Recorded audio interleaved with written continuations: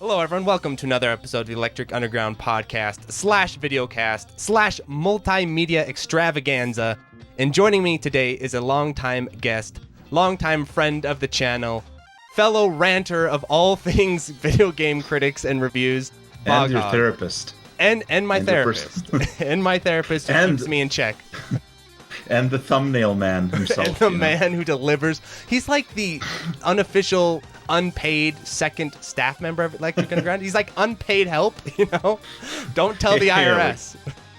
Yeah, just you open a basement somewhere. I'm chained there. All right, Bog. And I'll need a thumbnail. Bog. I know you've been working on Gunbane, but now you're working on thumbnails. That's your new job. Yeah. I want you to eat, breathe, and think thumbnails. Now give me a Final Fantasy sword. Yes. Oh, you forgot the hair. They're catching on to you. You forgot the hair, man. True. Damn true, yeah. Jesus. Yeah, you're gonna have to take out the whip now. Bog. I rely on you for revenue. The click-through rate was not what it was supposed to be, Bog. I want a perfect click-through rate if you want to eat. Yeah, and it's my VTuber debut, dude. Yes, it's my big. And because poor Bog's body is so scarred and maimed from his time in the thumbnail dungeon, his only choice is now to become a VTuber. So, welcome, VTuber Bog. Hello, it's good to be here. Awesome. I really like the drawing. Form. You made this drawing, by the way, people. Yeah, but it's based on the Twinkle Star Sprites thing I use as an avatar. So yeah, it's like a flying pig. Very fitting for your username as well. It's just going to be distracting throughout. I swear to God. That's the point. The whole point is to keep people watching. They can't turn away. They can't look away. True. Maybe I should do an anime voice as well. Oh, jeez. Alrighty. So today's topic is one that's been jammed in my brain for a very long time now, and I think is very applicable to the current state of the channel because as of late, I've been kind of going hard at the critics and people have had mixed feelings on that. Some people think it's awesome. Some people think I'm insane and crazy. And both are valid ideas. So let's talk about what is the core question of today's episode, which is, should video game critics actually have skills? Should they be able to actually play the games they critique? Maybe it's madness. Maybe it's not. That is today's topic. And to get started, I think we should probably define what a critic or reviewer is, because as everything is on the Electric Underground, no question is simple, nothing is taken for granted, so we should probably define the parameters of what is a critic, what is a reviewer, what is the difference, is there a difference, Bog? Tell us now and tell us quick. Well, the standard belief is that critics are enthusiasts, experts, or even fellow creators that who a writer talk about stuff in a way that's aimed at other enthusiasts. So they usually use technical jargon. They ludonarrative examine dissonance. stuff. They examine stuff in depth. They try to come up with some kind of frameworks for analysis. Well, reviewers are just the average Joe. Your friend Bob, who you talk to, who's like, hey, I played Resident Evil 4. It's a pretty good game. That's it. What'd you think of Ashley's skirt that's now shorts, Bob? What do you think of that? Oh, dude, Bob was pissed. Actually, when he realized that, he gave it. Yeah, when he realized that, he gave it a 3 out of 10. He's like, hey, what are they doing to my game? Ashley's ruined forever. So they have. Bob was pleased with those. Absolutely. I'm not sure. I'll have to ask Bob. Bob is sounding more based by the minute. I don't know. Maybe he missed the model viewer because the jiggle physics are a little bit hidden in the simulation. So yeah, there's no strong voice there. It's just hey, I felt this was pretty good, or this sucked. This sucked. They shouldn't have made it. Not to be rude, but the archetypal reviewer that comes to my mind, just because he's been around for so long and been so prolific, is Chris Stuckman. When you watch his reviews and stuff, that's definitely his vibe, and I think that's part of his popularity for sure, is that it does feel it's my... I feel like I literally had a friend just like Chris Stuckman in high school, so when I watch his videos, I'm like, there's Chris! The dude from high school, there he is! What do you think, Chris? I feel like he's the archetypal reviewer in my mind. So in video gaming, this is a channel I like, so I'm not saying this as an insult, but in video gaming, the one that definitely comes to mind is, and again, I had friends, I swear one of them was, I'm retconning his name to be, just, when you watch his channel, you're like, this is what my friends would say when we'd sit down and play games. They would say stuff like this, and this is how they looked at games. So I think those two are good examples. Yeah, exactly. I think like the stuff, I feel like, and Chris are like archetypal reviewer types. That's the idea, right? But I feel like people tie expertise to it when they really shouldn't. Because I feel like reviewers versus critics is more of a matter of presentation. Whether you're relatable, whether you can like communicate your ideas to the layman and some stuff like that. Because say you're hanging out with your buddy Chris, and then he's playing Ninja Gaiden 2, and he's like, "Oh, dude," just randomly mentioned something, and it can still be really well thought out, interesting, you know, like a good video game insight, even though he'll communicate in a really clumsy, kind of laymanish way, right? So I feel like people try to like add the expertise into the definition just to make reviewers more of like a kindergarten playground for critics, you know? You step into it and then you just lose all standards. Well, yeah, and the problem with being that type of reviewer is you're very dictated just by a lot of secondhand information, I feel like, a lot of secondary insights, because again, you're kind of just going off of what the vibe of the thing is. So if Resident Evil 4 Remake comes out and you're a reviewer and the vibes everywhere you look, everyone's like, A+. You're reading video after video after video. Masterpiece. This is how you remake. This is remake perfection. This is the remake I dreamed of. This is how remakes should be. Remake it again just because I love it so much. Let's do it again, you know? So if you're like a Chris or like, cool, sounds good to me, you know, right? Yeah. You're less likely to like dig your feet in and be like, no. Yeah, and sometimes you might just kind of like doubt your own experience with the game. That can happen as well. Like it can even happen with more hardcore players. They're like, they go online and they're complaining about some mechanics. Someone's like, oh, this is a skill issue, dude. You just suck, you know, get good. And if a lot of people are saying that, then you're like, okay, maybe this is a skill issue. Maybe I do suck. And then, you know, it requires a lot of a more firm analytical. Or the classic. There's the classic. We got to mention this right now before I forget it. The classic is you make all your critiques, and then someone says, you know, speedrunners figured this out. And they're like, what? They're like, yeah, speedrunners figured it out. Like, speedrunners have conquered all of these issues in the game design. And then you look at the speedrun, and they're like literally ignoring half of the game. It's like, that's not figuring it out. You can't just skip half the game and that fixes it. You need to. Oh, I wonder which game you're talking about. Oh, I don't know. We'll never know. Yeah, that's really mysterious. Yeah, and the same thing with those like clips, you know, like combat showcase clips where they reset the same situation 100 times until they get a really good RNG, really good like cinematic fight. Oh, this Forspoken's combat doesn't suck. Look at this video of the guy like going crazy with combos while the enemies like slowly shamble around. It's like, okay, well, you know, this is not reflective of the actual game, dude. Yeah, exactly. And so I feel like the difference between that and a critic is that if you're a critic, actually there's a big difference here before we get into the nitty gritty, which is like, if you're a Chris, it feels like there's a little bit less of an expectation that your reviews are consistent with one another. So like a movie comes out, James Bond, this one wasn't that good. And then another movie comes out, maybe the next James Bond. You're like, I loved it. And like they could actually be incredibly similar to each other, but because this is 3 years later and your tastes have changed a little bit, you can be like, yeah, I like it now. But where if you're a critic, I feel like you have to like lay out, okay, where did the change occur? Why? What the philosophy difference is and all that. Whereas a reviewer, I feel like you can kind of just float from game to game and just kind of give your thoughts, and you don't have to make it tie together at all. Yeah, it's like hippie criticism, you know, you live in the moment. You just go with the flow. You live in the moment, baby. Whereas with a critic, one of the biggest things I do with critics, like immediately, is if I'm reading a review and it's a review that's either saying a game is incredible masterpiece or a review that's saying it's a piece of garbage, I almost always say, okay, well, what'd you think of other games? And then I'll go back through your catalog and what your other reviews are. And if I see there's some sort of like underlying idea behind all of them, and I try to piece it together, like, oh, okay, so he thinks this is a masterpiece because on this review he said this, and this is here, so he's liking this. So it's all fitting together.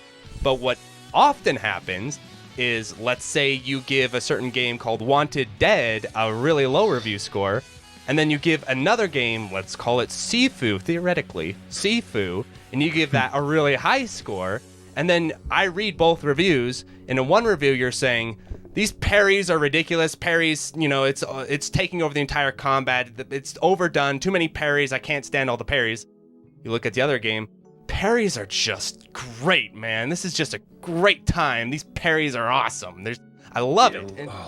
Learning that. Oof, I felt it. I felt every parry in my bones. Yeah.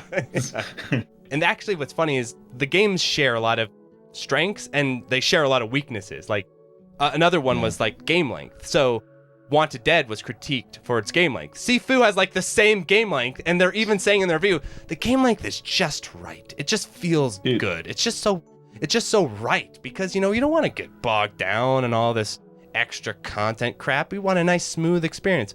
And so I'm reading that. I have a genre for Sifu. you, buddy.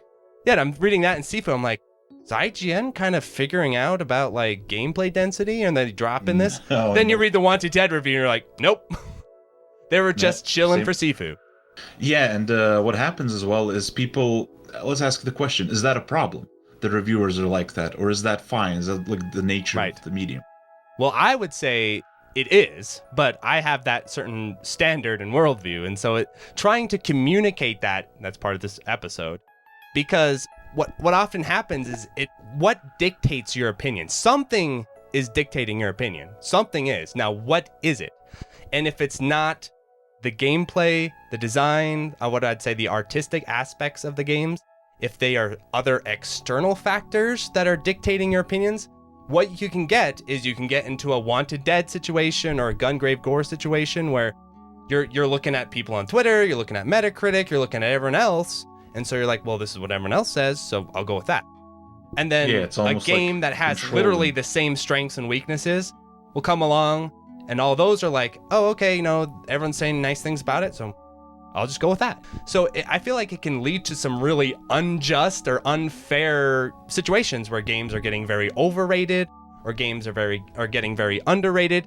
And what's determining that has absolutely nothing to do with the games. It's all about the sphere around them and often marketing. The thing that makes it a problem is that it's not, people aren't doing it intentionally necessarily, not fully consciously. Because, even if you're like just a marketer, if you're upfront, I'm going to market it like those YouTube guys that just like splice in a really obvious ad in front of the video, or just like transition from talking about it in like the smoothest, most amazing way imaginable. You can kind of respect that. Like, okay, a man needs to eat. Built-in advertisement, right? Yeah.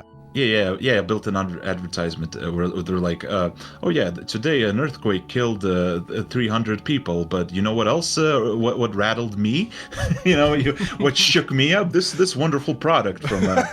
It's like okay, I've heard some real bad ones. You make that as a joke. I've heard some whoppers with some of those. yeah, dude, it happens, and they do it, and but like the idea is right. You can kind of respect that in a way, in like a scummy way. You're like, okay. They're upfront about it. They know what they're doing. We know what they're doing. Yep. Yeah, but with the reviewers, they can't quite. The reason it's a problem is they can't quite decide whether they want to be marketers or whether they want to be critics. So that's why they'll use little narrative dissonance or attempt serious critique. But when you call out these obvious problems like inconsistency, they're like, "Oh, we're just reviewers, dude. We're not going to explain our entire framework." Brother. Yeah, come on. And there's also sort of this code. And I know because I break this code, which is like critics don't critique other critics, which I deeply disagree with. But I've had people in the comments be like, bro, why are you critiquing other critics? Just review the game in your room by yourself and post it on the internet and never acknowledge anything else going around.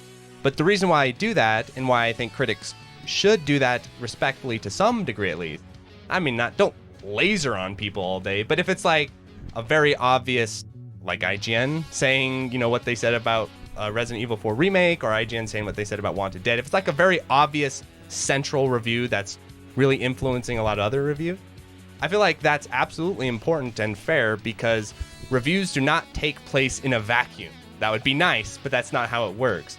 There's a relativity to it. So if everyone else is giving Resident Evil 4 Remake 10s out of 10s masterpieces, a masterpiece of a masterpiece, a masterpiece remake of infinite proportions, then I say it's not nearly as good as the original. It's an alright, unfocused game, you know, somewhere in the 7, if I were to give it a number score, somewhere in that area. That is like the most negative review in history. That's like, I might as well give it a 1. Yeah, there's one review like that. There's a single one on Metacritic. Yes, the Dual Shockers. Yeah, like it's all connected now. The reviewers have a lot of power and influence, so it is a problem. Maybe for your buddy, for your guy Bob or Chris, they're not going to influence the developer's paycheck at the end of the day. They're just going to talk to you casually, and then they might influence the sales, though. That is for sure. A little bit, right? But not to the extent that IGN influences the sales. Exactly. Yes. Yeah. So I think this kind of like distinction between reviewers and critic is more damaging to video game reviews. Absolutely. At least with the critic stuff, it's a nice option select where, for example, a lot of people say to me in the comments, bro, why are you criticizing IGN all the time? What's your problem? We all know IGN sucks. I mean, we all know that. We all know IGN are kind of shills and they just go with whatever and they never really, take this all that seriously. Don't criticize them too much. It just looks bad on you. But at the same time, IGN wield this massive influence over the industry. Not only do they get the games first, almost always, by the way, like before the game's even out, they're just posting their reviews 2 days before. Did you remember with the Resident Evil 4 thing? For example, Sphere Hunter and GG Man Lives. Spear Hunter in particular, she got invited to that Resident Evil 4 presentation. Right. And then they tried posting the reviews at the same time as IGN, and then Capcom saw that, like, no. You're not insider, but you're not insiders. Yeah, you're not you're properly. A tier lower. Yeah, like, no. Yeah. So even though they're connected, they still get treated as like second-class reviewers. Right, they're not the top dogs. Not as important. Well, I mean, the fact that IGN literally gets stuff early and posts it early. It's one thing to get a game early and like play it and then post it on the release date. I mean, that's a little bit ahead of the curve, but at least it's like somewhat feasible that people are still in that window. But IGN, just screw that. They'll post it like 2 days before the release date. And so why is that happening? Resident Evil 4. Like, imagine Capcom reacting if I got a hold, let's say, theoretically, I got a hold of some kind of early build of Resident Evil 4, and I dropped my review 2 days early. Imagine the wrath Capcom would unleash upon me if I did that. They would SWAT your house, dude. They'd hire, they just bust through your door and arrest you. Yeah. Right. So the fact that IGN is getting the stuff out early and the developers and publishers are okay with that, isn't that kind of a suspicious and concerning sign? Probably nothing. You're overthinking it, dude. I definitely am. Especially when you see IGN has exclusive interviews or exclusive previews. You're like, oh, that's getting a good score, which it did. They had exclusive stuff for Resident Evil 4 Remake. I'm like, oh, that's going to be a good score. Yeah, and the best part is when they just don't review some things that won't get a good score, like Cyberpunk. They didn't have the time, dude. They couldn't fit Cyberpunk, like a tiny little indie game, into their schedule. I forgot Cyberpunk was coming out that year. They're like, oh crap, we forgot Cyberpunk. Whoops. Yeah, we're too busy reviewing. I don't know, Animal Crossing or some crap or something. Or Ori and the Will of the Wisps or something. Right. What really. That IGN video, we're referring to this video IGN did where they explained why they do a bunch of 7s out of 10s. And actually, 80% of that video is kind of like, yeah, we get it, IGN. I don't agree, but we kind of get it. We knew this. But then there's this last bit at the end. I don't know why they added this in, but they're like, yeah, so sometimes publishers want freelance reviewers to do speculative reviews before the game comes out. Freelancers, I mean. Yeah, pre-review. To pre-review it. It's like, I wonder who those freelancers are. Are they giving the Electric Underground a call? Hey, Mark, what do you think of Cyberpunk? No, I think those freelancers are IGN, and what's happening is that I can just imagine it so clearly. It's hard not to believe it. They get Mr. IGN to review it. Right. Just like a specific singular person. All right, just continue. So I can imagine it clearly. What happens is, so they're working on Cyberpunk, right? Or they're working on Resident Evil or whatever it is, and they contact IGN before it's publishing time. And they say, hey, do you want to take a look at this? Tell us what you think about it.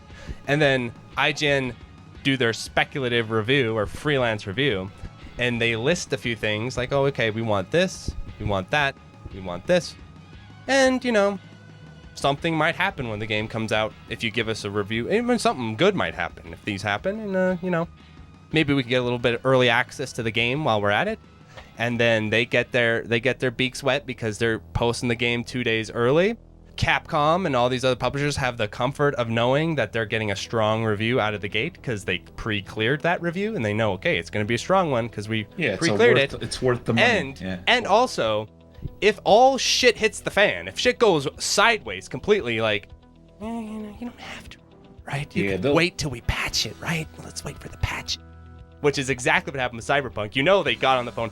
IGN, for the love of God, do not review it. Shit has hit the fan. Wait for the patch. It's like that Bush whispering in ear. Right. The game has hit the store shelves and it's getting really bad reviews. Yeah. I don't know. When did this become normalized? Because I feel like because remember the whole what was the game called? Kane and Lynch 2, right? Mm-hmm. Yeah, you remember that whole controversy ages ago? I feel like that was a big controversy, but then like, when did this get normalized? I completely missed it. Maybe because I didn't pay attention to reviewers, but it feels like back in the day this wasn't as common of an occurrence. Maybe I'm wrong though. Maybe I think it's been a slow crawl forward. I feel like basically what it is at some point, somewhere, probably 2010s area, somewhere in there, maybe even earlier, IGN and all the other reviewers looked around and they realized there's no one to stop us. There is no sort of authority over us. We are the authority. There's no one overseeing us. We can do whatever we want, dude. And so I feel like a lot of this stuff is like IGN just reaching their hand in the cookie jar. They're being like, who's going to stop me? No one's going to stop me. Let's just keep going. Let's keep going. And the thing is that if you just keep it going long enough, this is like the tale of the gaming industry. If you do something that's like kind of anti-consumer or kind of shady, if you just keep doing it, eventually people are like, whatever, DLC on disc, we give up. Sure. Buggy patch games on release date, people eventually now are like, whatever, it just is now. Yeah, I've spoken up against this for 2 weeks. I'm exhausted. I'm good. It's over. I'm clear. It's kind of like it kind of goes back to people getting annoyed at you for ranting for IGN because like I understand it, right? It's like we know it, you know it. Like why would you talk about this? And we also know that what I say will have absolutely no effect on IGN. Yeah, none. Yep. Absolutely none. Yeah, like it's because they have no IGN. The thing is like IGN, Eurogamer, all these places, GameSpot, they actually have no true alternative. Because they're all kind of in this little camp, like those gas stations. They're all kind of in this little camp together. We all kind of flock together, stay together, stick together. But imagine if there was like a bigger publication that was just coming out and hammering at the other ones and was just like providing a real alternative to them. That's when IGN would be like, okay, wait a minute, we have to kind of do something here. But because that doesn't exist, it is kind of like just yelling at the clouds a lot. There should be a market incentive for that, but no one's doing that, right? Because it feels like if a big publication came out like, okay, we're going full strict standards, we're gonna enforce this, I guess the other problem is that the development side, because then they won't get new copies, they won't get those exclusive pre-reviews. Yeah, so there's like a whole rotten industry ecosystem at the core. Yeah, there's a whole industry around it. It's terrible. The interesting thought popped into my head. Does that mean like the only legitimate reviewers are those people like on YouTube, those kind of like more casual, like explicitly casual channels, right? Not casual as in like unskilled, but just like relaxed, laid back. Yeah, we're talking about how like it's a problem that reviewers don't operate as critics, right? But then when you know that the channels are more like laid back, more like hanging out with friends, then they could then it ceases to be a problem, right? It just like they just become reviewers, like actual reviewers. They don't wield that kind of influence because I feel like positively or negatively. It's not going to change the discourse all around. The problem with that, though, is a little something called social media. So you're kind of removed from a lot of this stuff as a YouTuber. You really are. You're not as connected to the industry, but you've got your own little pocket industry that you're in called being a YouTuber. And there's a lot of things that come along with being a YouTuber. And one of them is trying to ride this wave. Because, okay, let's say you're Mark MSX from the Electric Underground. There's lots of times where, let's say there's a game I want to discuss that no one cares about. No one cares about. I make the video, one dude watches it, like, yeah, that looks cool. But no one else talks about it. But if you're trying to do this full time, like or even part time, a lot of YouTubers are, you need to hit these waves of these releases, right? So you need to hit the wave of the Resident Evil 4 remake release. You need to hit the Bayonetta 3 release wave. You need to hit these waves because that's what's moving viewership. That's what's moving views. What you're doing essentially is, if you think of the marketing, you're kind of like riding the coattails of Resident Evil 4's marketing, or you're riding the coattails of whatever big Cyberpunk's marketing. You're riding behind their marketing. And so a lot of what you say and a lot of what you look at is incredibly dictated by the industry indirectly, because you have to follow the industry's marketing, like slamming game after game after game. You know, that would be pretty admirable, but that's also incredibly exhausting. And so I think the YouTubing meta is definitely just kind of a more mild, positive, and then you kind of try to add your own little nice spin to it to be like, I liked this about it that maybe other viewers don't say. This whole idea of you like just hammering away at games and that's going to bring you viewership. I mean, maybe, but that's also going to be an incredibly tough existence. It's also going to lock you out of a lot of places, right? If you're looking at yourself at career-wise, if you want to move up in the world, you got to make those connections. You got to you got to play ball. Yeah, like Sphere Hunter's doing, getting in the Capcom, right? In the Capcom circles, smart move, Well, the meta of that, I'm glad you brought up Sphere Hunter. There's a lot of channels like this. This is what I call the new meta. The new meta is you take games that are already liked and already, popular, and you just ramp it up. So now it's like, this game's a masterpiece, that game's a masterpiece, and you go hard on that angle. That's a really good angle because you still get a good amount of viewership, but you don't get that nasty backlash that the internet, it can be a mean place, man. When I did my Bayonetta 3 review and gave it a 7 or whatever I said, after about a day of those comments, I wanted to run and hide under my bed, it is it's rough. When you step in front of that hype train, you get hit, and you get hit hard. So it's not a very comfortable experience by any means. And it's not going to get you anywhere insider-wise either. Like, most people don't want to, like a Digital Foundry or those types of places, they're probably not going to associate with you because you're bringing too much baggage, basically. The bad vibes, dude. The bad vibes. The bad vibes and the baggage. Dude. Get him out of here. Yeah, get that bummer guy out of here. Well, what happened with me at Nintendo Life was basically like that. They brought me on as a freelancer. I freelanced. It was like good for the first two because the first two games were good, Esperade and the Darius Collection, and then the Psycho ports came out, and boy, that went sideways on me real quick. They're looking at your digital office. They're like sweating. Oh, Mark's. They hear like typing sounds from it. It's like, oh my god. Oh my what is he doing? Yes. Yeah. Yes. Yeah. I guess the main thing I wanted to ask is like, you said that I said that, and you said that reviewers are kind of a problem. That they have like central problems where their casual, laid back nature prevents them from analyzing like games properly. So what is the place for reviewers? What is like a legitimate good place, a healthy place for them? And I was that's why I brought up YouTubers. I was thinking like, is this like the healthy place for them to be? When it's definitely healthier than directly industry, for sure. Yeah. Like for example, I have both experiences, not super both experiences, because Nintendo Life is, it's a smaller one. It's like low-tier game journalism. It's not IGN, right? But still, Nintendo Life is a more traditional style review space. And of the two, it's a totally different ballgame because, for example, when I did my freelance reviews for Nintendo Life, they would just change some of the stuff I would say, or they'd cut stuff. Jokes, right? Yeah. Any sort of edgy joke. But one of the thing that rubbed me the most was like any references to myself they would cut. Now I thought that was a little much. Oh, so yeah, we I cannot reference myself. I cannot say I. It's all we. Collective pronouns. We or whatever us, our, because I'm speaking. I am the machine. I have become machine. I speak for the machine. You're I have become Legion. The Nintendite. I've become the Nintendo machine. But they'll do other stuff too, besides just that. Of course, they'll change your review scores to get them what they want them to be or in line with things. And sometimes that will like not line up with what you say.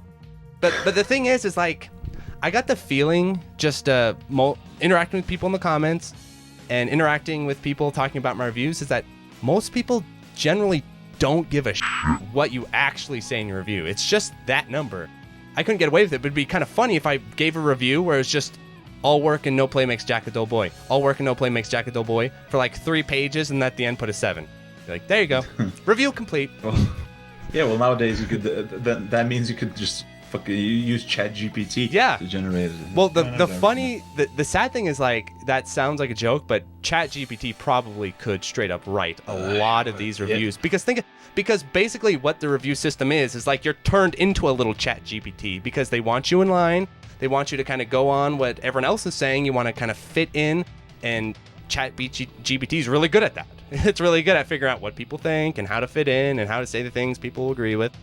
And so, yeah, I see a day where someone does a YouTube industry type video where they say, this reviewer has just been having an AI write his reviews for like 2 years or something. Oh, yeah, like absolutely, years. yeah. Yeah, I absolutely see that day coming. But the worst, so the worst part is, that Wheeze, no self-promotion, by the way, either. I tried to sneak in a few little Electric Underground references. They weren't thrilled with that. And then also, though, they would actually add stuff to my reviews. That was the most jarring because I'd be going along and reading, and it feels like someone just got a hold of your voice box and made you talk all of a sudden. You're like, wait, what? I didn't say that. And most of it was just like cheesy jokes or cheesy little phrases or stuff to give it that Nintendo feel. So yeah, it's imagine I'm a YouTube video. You're doing a YouTube video and all of a sudden just the voiceover comes in and it's just like, have a nice day, everyone. Smile. You're like talking normally. Resident Evil remake was really disappointing. Then like cuts out. Leon's jeans were bothering me a lot. And then his skinny jeans. He can't run properly in his skinny jeans. Yeah, what is he, a loser? What is he, a skateboarder? And you know what's really annoying about that? Besides, I'll talk about my little joke, then I'll talk seriously about that. I'm glad you brought it up. What's annoying about that is I'm pretty sure he doesn't actually wear skinny jeans in the original. I mean, I don't think that's even correct to begin with. Yeah, he doesn't. No. Yeah, it's like I believe it's like some cargo pants or something. Right. Yeah, he's not even wearing skinny jeans. Like. What the hell? But on a more serious note. And hold on, and emo and skateboarder shaming, dude. That's not good. I know, right? As a former emo guy, I don't appreciate that. Hell yeah, dude. Discrimination. Yeah, fashion shaming. There we go. Fashion shaming, yeah. Pant shaming. Yeah. Yeah, there you go. I'm glad you brought up that little phrase from the IGN review of Resident Evil 4. That's what we're referring to. Because that is another thing that really kind of gets under my gears about whatever vibe you get from mainstream reviews is they still carry on this really childish sort of, what is it, like 2010s, 2000s teenager internet blogger type humor and stuff. I feel like it's, again, kind of like a nice little defense mechanism or something, because basically what they can do is they can take absolutely incorrect statements and just wrap them in this dumbass little joke, and then it's like, it's fine. It's just a joke. Oh, yeah, it's just a joke that his movement sucks in the original when that's incorrect. Yeah, it's like the post-irony defense. Have you seen Donkey's review of Metroid Dread? Yeah. Metroid Dread. Have you seen that? No, I haven't. Yeah, he does that thing, but he leans so hard into it that it's completely incomprehensible of what his actual opinion is. The joke is that it's completely, you have no idea what he's thinking about the game. And they kind of do that too, where it's like, yeah, we kind of meant it, but we didn't. Depending on how people respond, we'll decide if it's a little bit of hedging your bet. The funny thing is, like, gamers will constantly complain and say, why don't those boomers and why don't other people take our medium seriously? Why don't people take gaming seriously. It's a serious art. It's a serious medium, and it should be taken seriously. And then you read reviews from the biggest outlets, and they're talking about skinny jeans and all this dumbass humor. You're like, well, I wonder why they don't take it seriously. I wonder why. Dad, Dodonpachi is a real game. It's a work of art. God, the chaining system was so innovative. God. All right. That kind of feeds into my kindergarten sandbox analogy, because that's what they're doing. They're building a little playpen, a little kind of playground for kids. On my reviews, even for Nintendo Life, they added that kind of stuff in, and I didn't appreciate that. I'm like, I'm not a 12-year-old. I'm not gonna make cheesy jokes. I'm not a like joker. This. I'm not a joke. I'm a serious artist, man. I'm serious. Hell yeah, dude. I'm dead serious. Critic TM. Critic, Yeah. Critic trademark. The main thing is just like, it's really frustrating how this reviewer label has become a way to dismiss expertise. Because I feel like other mediums don't really have that as much.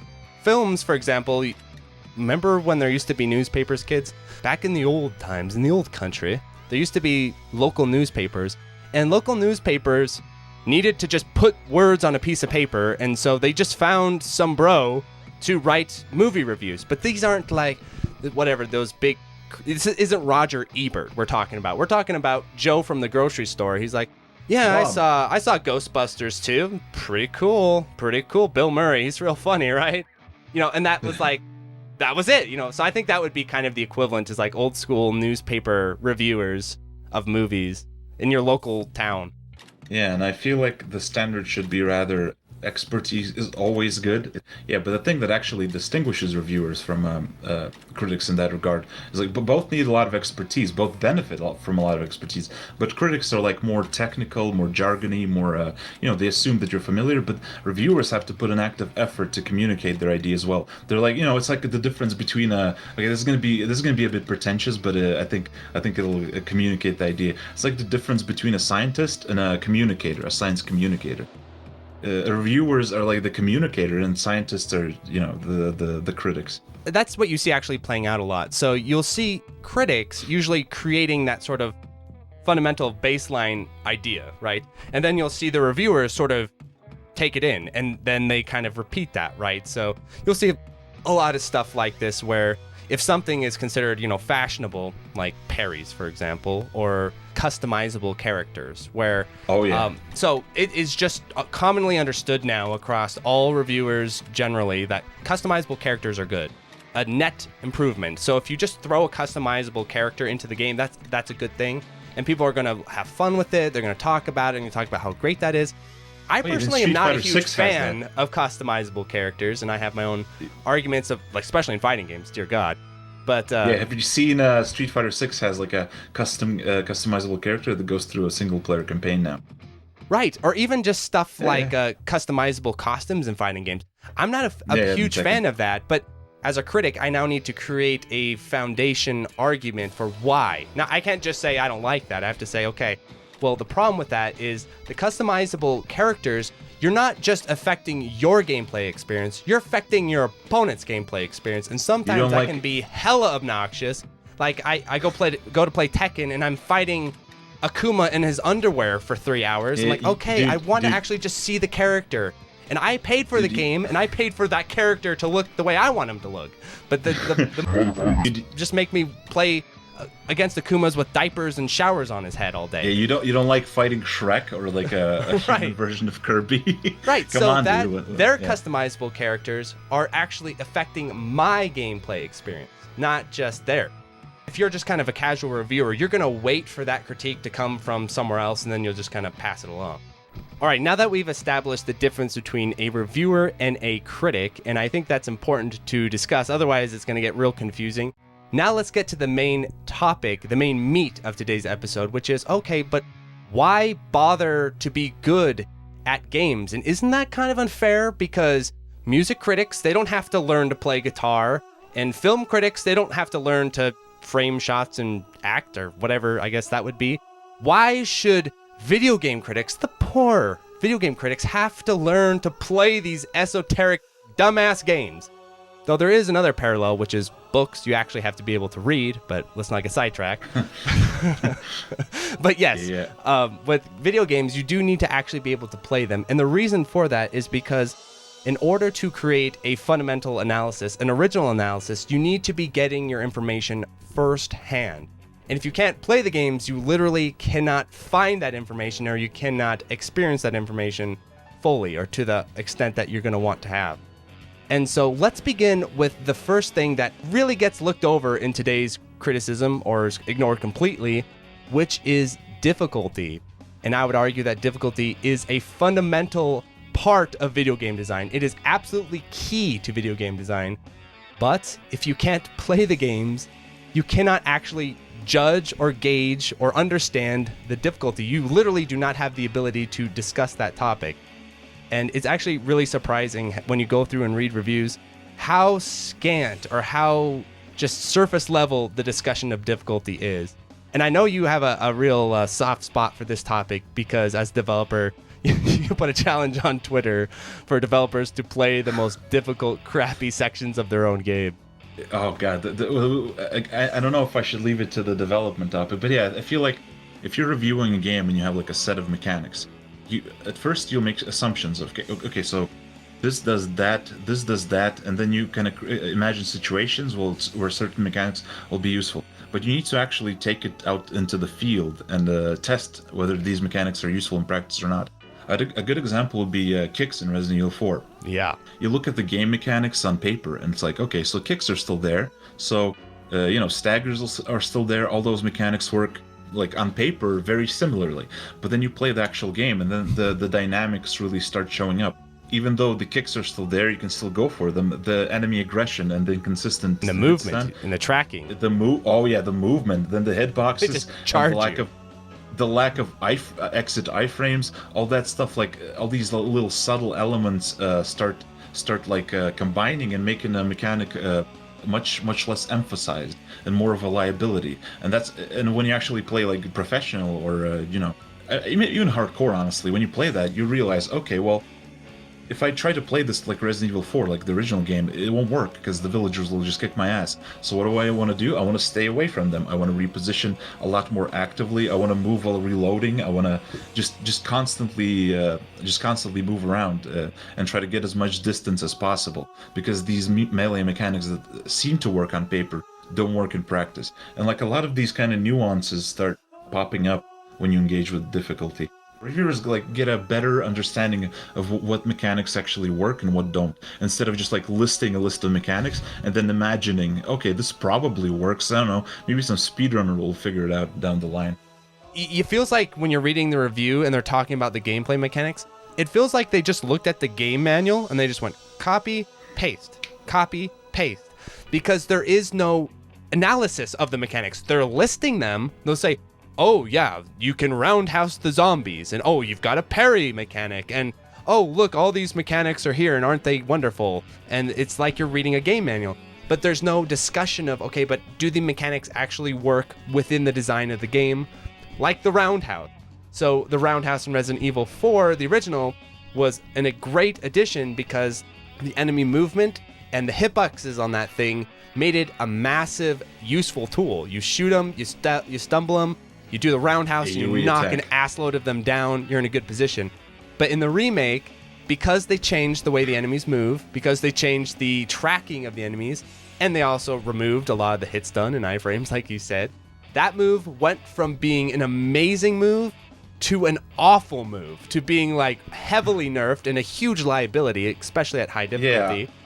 Yeah, I was playing professionally. It was basically not part of my game plan. Sometimes I'd like go for melee when it was safe, but for the most part, I wasn't really...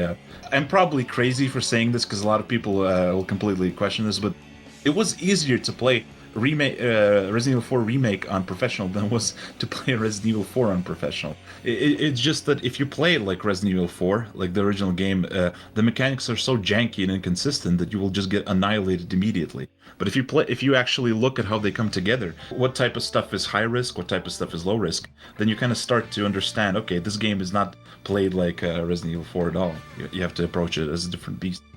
And you almost never see that type of critique or that type of analysis in like a mainstream game review. It would be a shock if you see something like that. Yeah. Almost always you have to go to like forums and discords and those types of places and ask like, okay, well, how do you actually play this game? Because like I said, a lot of these reviews are just listing out these are the mechanics. That's what they are. Now, how do they actually interact with the game? We don't know. Have you noticed that sometimes what they do is they say might, like this mechanic might result in some type of gameplay. Yeah. Or like it's like they're in court. This mechanic allegedly is good. Yeah, I think what they're doing is they're looking at the mechanics and then just imagining in-game scenarios, and because they don't have the experience of those scenarios to draw from, they can only imagine but they also don't want to commit to their imaginations, because then like if people actually play them, they're like, wait, you were lying. So they're like, the kicks are still in there, so it could inspire pro players to go for melee finishers all the time. Yeah, so it's that kind of like a assumption driven review. Yeah, and another real danger of this, the critics are actually a lot at the mercy of what the developers tell them, especially with difficulty stuff. If the developers tell them, no, the game is hard, this mode is really hard, then you will just see in the reviews, the game's, all the little phrases they use, challenging but fair difficulty, or tough but fair, or whatever they might say. But you actually play the high difficulty mode, you're like, this is hardly difficult. This is not hard at all. Yeah, or it's the opposite, where it's like difficult but just a complete cluster of mechanics, which is not fun at all. You need to engage with the difficulty to know if it's frustrating or not. And not only that, but you need to engage with other games and their difficulty to understand what is you just getting frustrated and what is actually poorly designed mechanics. Because otherwise you have no baseline to draw from. And it also sucks as a more independent reviewer, because let's say you're trying to critique a game's difficulty, like Resident Evil 4 Remake's difficulty, and what you are critiquing, and people so struggle with this idea, it drives them nuts, or they don't even get it, is that you're not critiquing that it is hard. You're not saying, I'm mad because it's hard. You're saying how it is designed is an issue, because just making a game hard, that could be done in so many different ways, and you want to do it properly. So with Resident Evil 4 Remake, weren't they just like jacking up the health and like you don't stun ever and you have to like headshot them 4 times? Randomized hit stun. Some enemies all that. Die before. Yeah, some enemies will die before getting a single hit stun. It's ridiculous. And I'm from headshots from a pistol, not like a shotgun or anything like that. You need a lot of experience with difficult games to know what well-designed difficulty is and what isn't well-designed difficulty. Because if you don't play hard games, you won't know that. You'll kind of assume that the frustration is just inherent in the difficulty, instead of being like, okay, well, I know I've played Ninja Gaiden 2 on Master Ninja. I know that a game can be really tightly designed, really like consistent. Well, pretty consistent, but also extremely difficult. I know that this is possible. So why isn't this game doing that? But if you haven't played those games, you have no source to draw that idea from. Or if you never open a higher difficulty mode in your life. And a lot of people don't. A lot of people don't. Because a lot of people view difficulty as like a fun little extra for weirdos. It's like, the hard mode's for those weird guys. But I view difficulty, when I'm looking at games, as like core to what I am buying. Like if I've had reviews like this, like a Grand Cross Renovation. Really fun shmup, but its lack of difficulty is a big problem. It's a hard selling point, because if you get so good at it, you're just kind of done. It's like, that's it. And it's usually only a few runs. That's it. Yeah, and difficulty is not only does it influence like every other mechanics in the game, it also influences your experience, because one of the big important things for me in games is the learning curve. Yes, not just like the raw difficulty, but how you engage with that difficulty. And that's one of the things you can use to analyze games. For example, one of my gripes with roguelikes is that they don't have that solid core layer by which you can gauge your progress as a player, your skill growth. It's like, it's so random, so unpredictable that it feels like flailing until it doesn't, until you're like a master. That middle area is always kind of lacking for me. Right, you're literally wondering, okay, did I get better or did I get lucky? I remember with enter the gungeon all the time. I'd have a run, and I'd get far in that run, and I was like, I don't think I played any better. I just got better weapon drops and better rooms, and it just felt, that difficulty progression is just sort of lost in the sauce of a lot of roguelike. Yeah, and it's like, okay, maybe you disagree, maybe roguelikes work that way for you, but it's an actual tool of analysis I can use. I can be like, okay, so this arcade game has an extremely well-defined sense of progression, because every time you increase your skill, you get further in the game. You deal with the exact same challenges, so you know how much you've improved, how much more consistent you've got, all that stuff. And you can compare that to roguelikes. But if you don't engage with difficulty, you won't feel the learning curve viscerally, and you won't be able to compare that kind of stuff. What are you gonna say? Like, I've never played it, but the learning curve is good. Say, okay, I don't know what it's tough but fair. Just when in doubt, tough but fair. Yep. They've got a lot of phrases like this. You'll see crop up. It's like those phrases you learned in school to like throw in your essay for a few extra word count. Like, yeah, this always works. Let's throw that in there. I feel like when we get to the difficulty section of video game reviews, that often happens. That often comes up. If there even is a difficulty section. If there even is a difficulty section, right, yeah. Yeah, I think they started kind of feeling a little bit ashamed, so they don't talk about that at all. They mention it sometimes, but they don't, like, discuss it in any way. Yeah. Well, most people don't seem to care that much, and it's kind of a liability. We're probably not going to get it right, and people mostly don't care, so just don't include it. Just keep it rolling. Yeah, I talked about how they make assumptions, right? They make assumptions about how mechanics will work. Well, here's a selfish reason to get good. Here's like, if you don't even care about games, if you just want to make money. A selfish reason to get good is that you make better assumptions more quicker, because you have that base of experience. Like, if you play, for example, if you play a beat 'em up, if you're reviewing Streets of Rage 4, and you've played a lot of beat 'em ups, okay, I'm going to find this, I'm going to find that, and then you can, like, make assumptions about the game, and they're much more likely to be correct, because you already have that experience of that kind of stuff. Another thing, too, that only comes from skill and experience, and this is really hard to communicate until you realize it, is you also will know to look for things that you literally do not know to look for until you get the experience, the hands-on experience. Hell yeah. Hit stun, baby. Hit stun is a big one with me. Whenever I review games, look at games, action games, I am paying real close attention to that hit stun. But if you don't play games and you don't play more skill-intensive games, the concept of hit stun may not be even in your vocabulary. So even if you notice, like, something is a little bit off here, but I don't know what it is, you can't even express that in your review. You can't explain it to people. And I feel like... Yeah, you can't even think about it in depth as well. It, like, shapes your thoughts. And then people just have to resort to, like, really vague analysis, like, the game feels good, or whatever. Yeah, the game feels real nice. Yeah, in shmups... Or satisfying. That's another one. It's a big satisfying hit. The hits are satisfying. Yeah, it feels good, satisfying, and rewarding. Okay. Yeah. You're really conveying the game to me. Yeah. Well, a game like shmups, this that I'm going to make a video on, I'm going to spoil it in the podcast a little bit, is GoldenEye. Because GoldenEye is one of those games that is just stuck in people's heads. It's a game people keep coming back to, keep talking about, but it just eludes most modern game critique. It escapes it, and they cannot figure out why that game feels so good. They just, for the love of God, they're like, what is it? Is it the objective-based thing? Is it because it's why is GoldenEye so good? But they can't ever put their finger on it. It's because the reason why is because the hit stun in that game is insane, and it feels immaculate, so good. The hit stun in that game is so good that when I was a kid, I used to play the silo level and just shoot scientists for fun. Not even because I'm sadistic, but I'd just shoot them because the hit stun was so awesome. You'd shoot them in the leg, they'd be like, oh! You'd shoot them in the butt, and they'd jump, oh!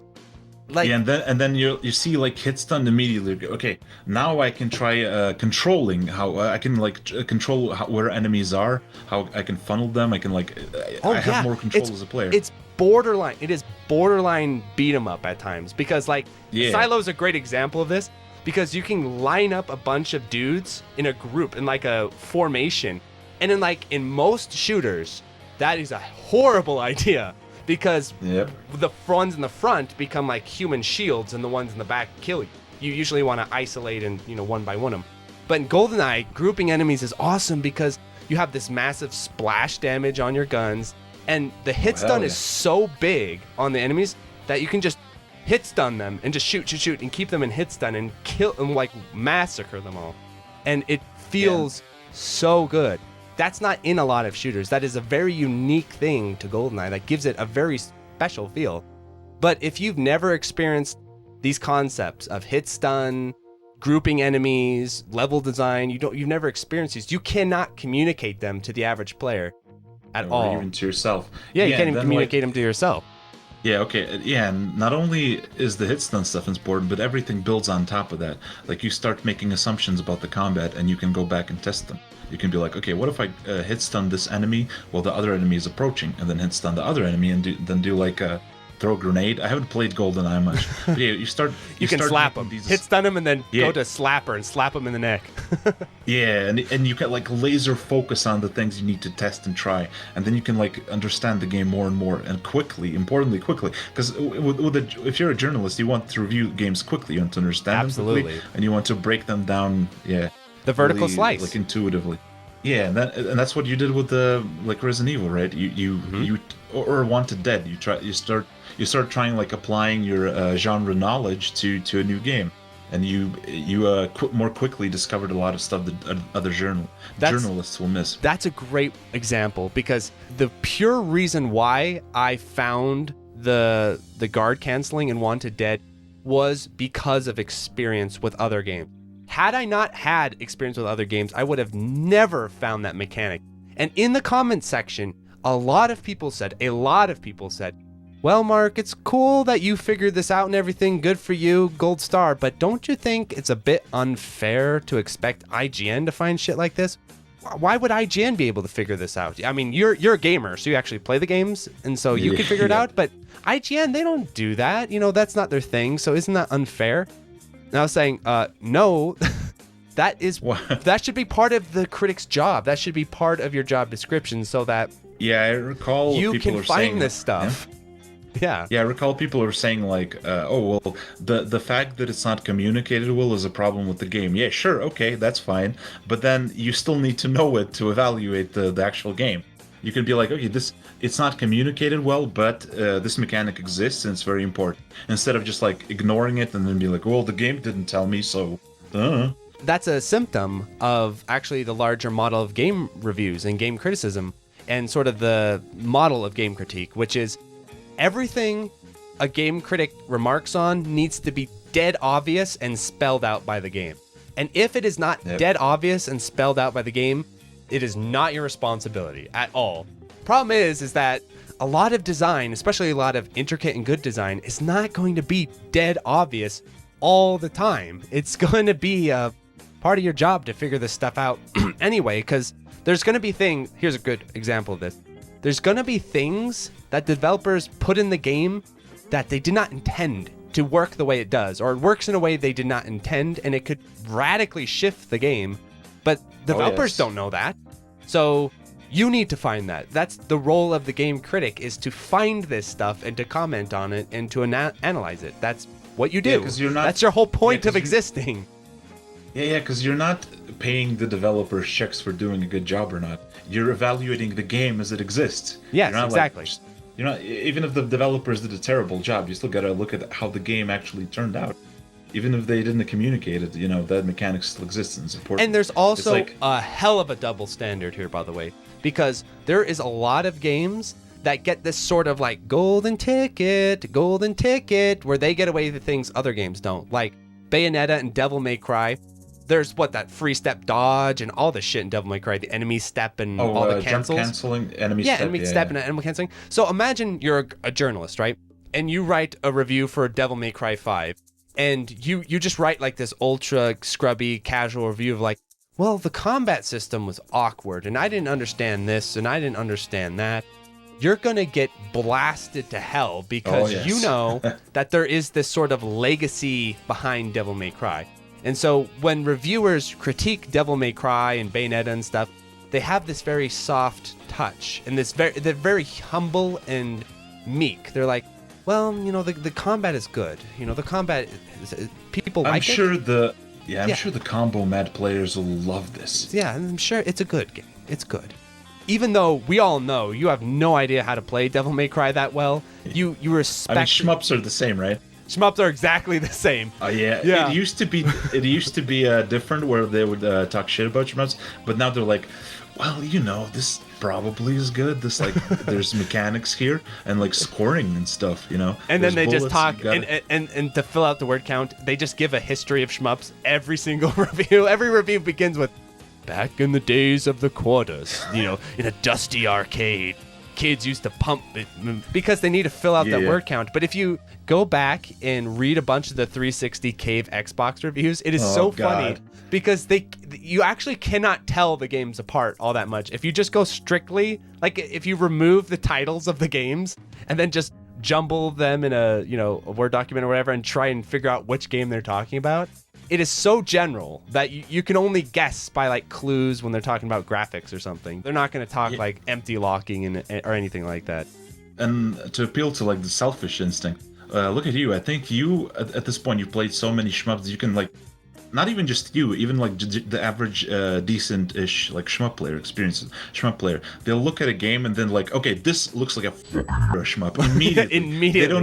They don't even need to like play it. They don't need anything. And when they play it, they're like, yep, that was a Euro shmup. I don't know. Yeah, you can see it. Even if you. Yeah, you can immediately feel it, and the more you play games, the more experience you have, the more points of reference you have, the more you can like, yep, I know what this mechanic is, I know exactly what. Then you go test it, you're like, yep, that's exactly what I knew it. So developers will be real humble with larger IPs that already have established fan bases that they know will whip their ass if they talk out of line, but for newer action games coming out, like Wanted Dead or even like Gungrave Gore and stuff like that, like newer arcade action style games, very dismissive, and they don't have that sort of same rigor where they'll go in and say, well, we figured this mechanic or that mechanic out. Because for new games, new IPs, it is your job to tell the developers or the game reviewers exactly every minute detail about your game, because otherwise they won't even bother to look. And that was basically what people were saying in the comments, is like, I shouldn't hold game reviewers to this insane standard of expecting them to, in good faith, play the games and try and figure out the mechanic. It like reverses the relationship between critic and player. Well, the idea I have, where my idea is that critics are they're supposed to not only kind of build people's tastes, but they should like give them tools of analysis to understand the games they're playing, and further make like good choices. A good example of that would be someone like Matthew Matosis. Even if you completely disagree with his videos, there's always something interesting, and he always makes an honest attempt to push his ideas. Like the recent video, like the whole context sensitivity. Yeah. So he was pushing that hardcore, and I completely disagree with it. Me too. Okay. Yeah, okay, fine enough, Matt. Fair enough. You've made your Matt.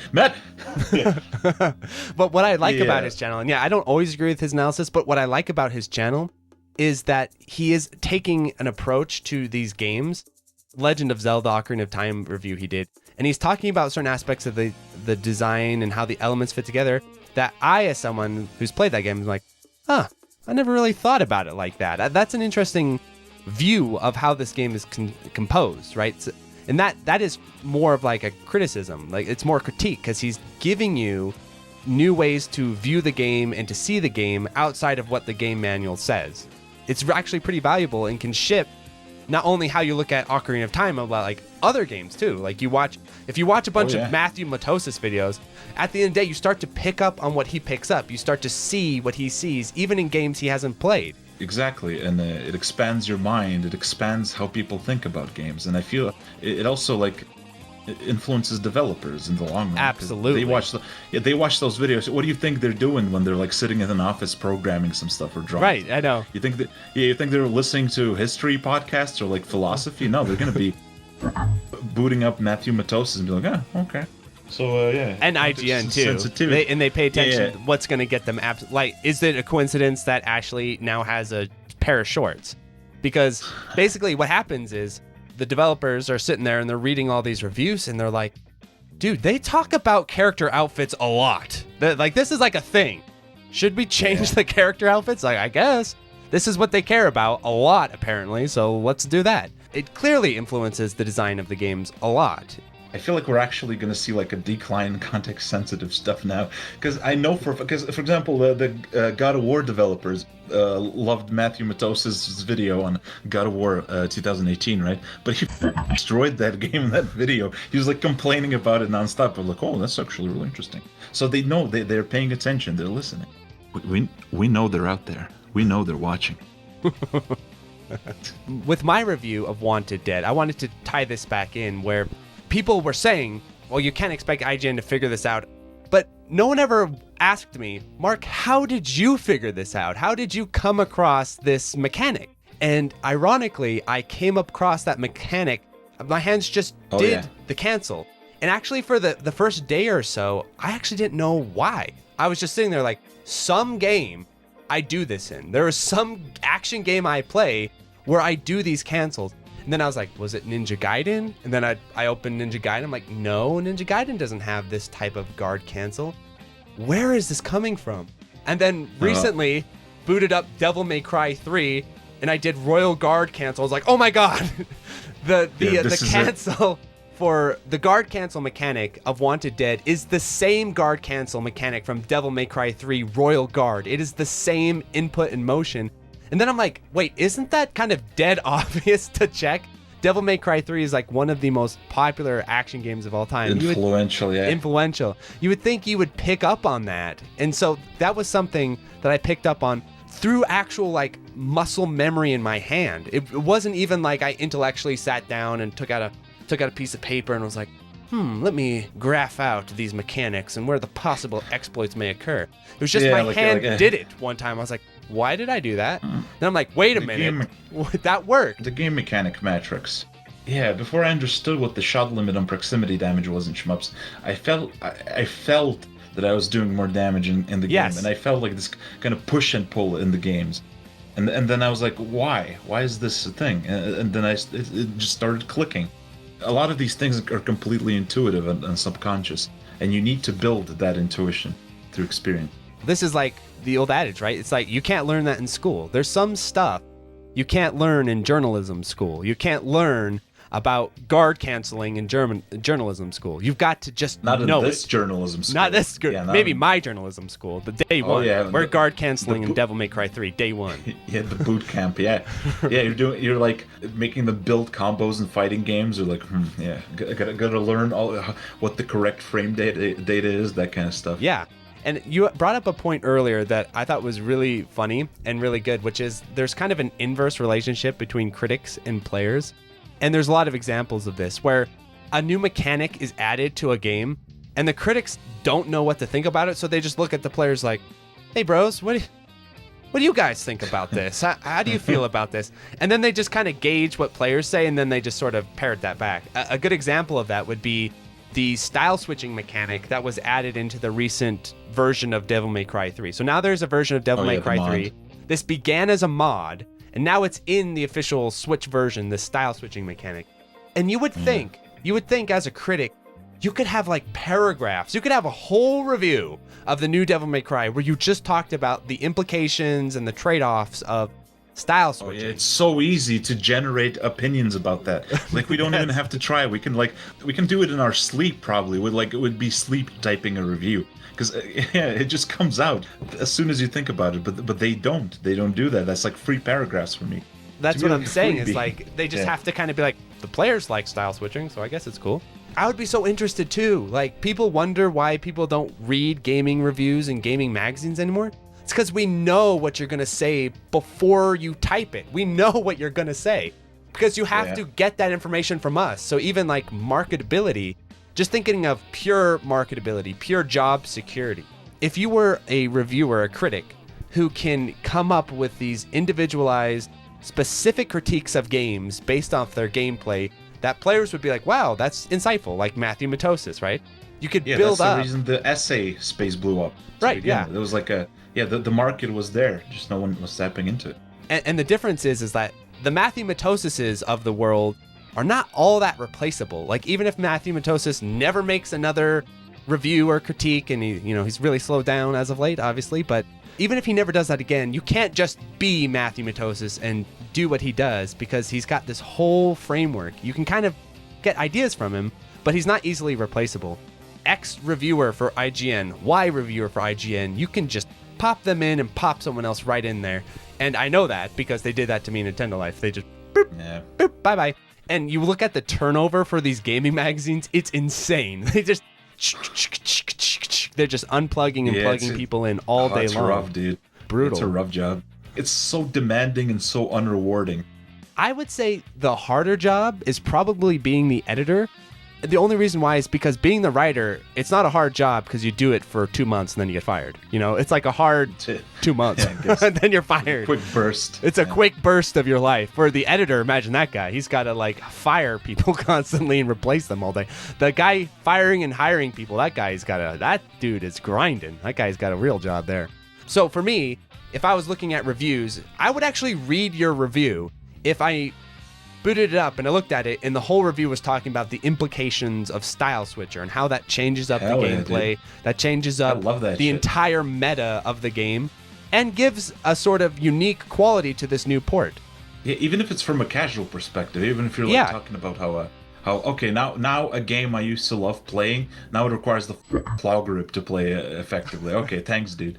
Even that kind of stuff. If you really break it down and give good arguments, it's really interesting. And so in preparation, I actually did a little bit of research. I'm doing air quotes, Bob can't see. Did a little research as to what was kind of the counter arguments out there for why game journalists don't need to have skills, or in fact, this one article said why it's good that they don't have skills. And unfortunately, not to be too mean, but I was reading through this guy's article and I was kind of curious, okay, make a defense here, my friend. Let's really hear what you got to say. But it was kind of just vague and all over the place.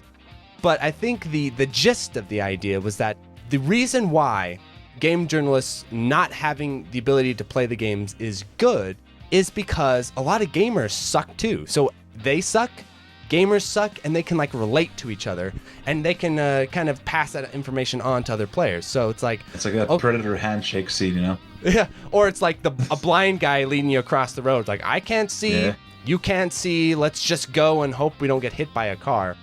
But what's funny about that is even on its face value, even in saying, okay, so a guy who's not experienced in gaming will give you great advice as to games for beginners because he's a beginner. That actually is not true. Usually beginners are not great at giving other beginners advice because absolutely not. Both of you are drowning. A drowning person saving another drowning person.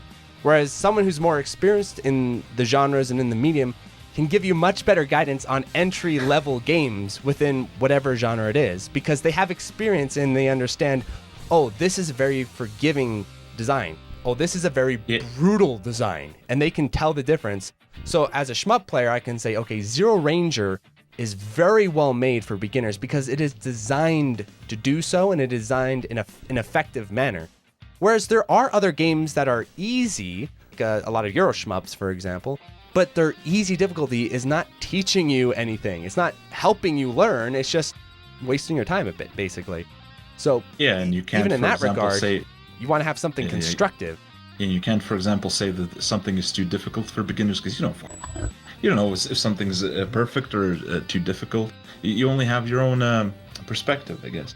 You can't gauge how far you are if you're low on that skill yourself. You can imagine, other beginners are beginners like me, but then there's that example of that Cuphead journalist guy who he couldn't even play. Yeah. Even beginners are better than him. Yeah, that's like a reviewer for your dad and mom or something like that, Yeah. At most. I think it's just mixing up two topics. I think that's what I was talking about, how people like to bundle expertise with relatability. Yeah. They're not necessarily related because you can be really relatable while being an expert.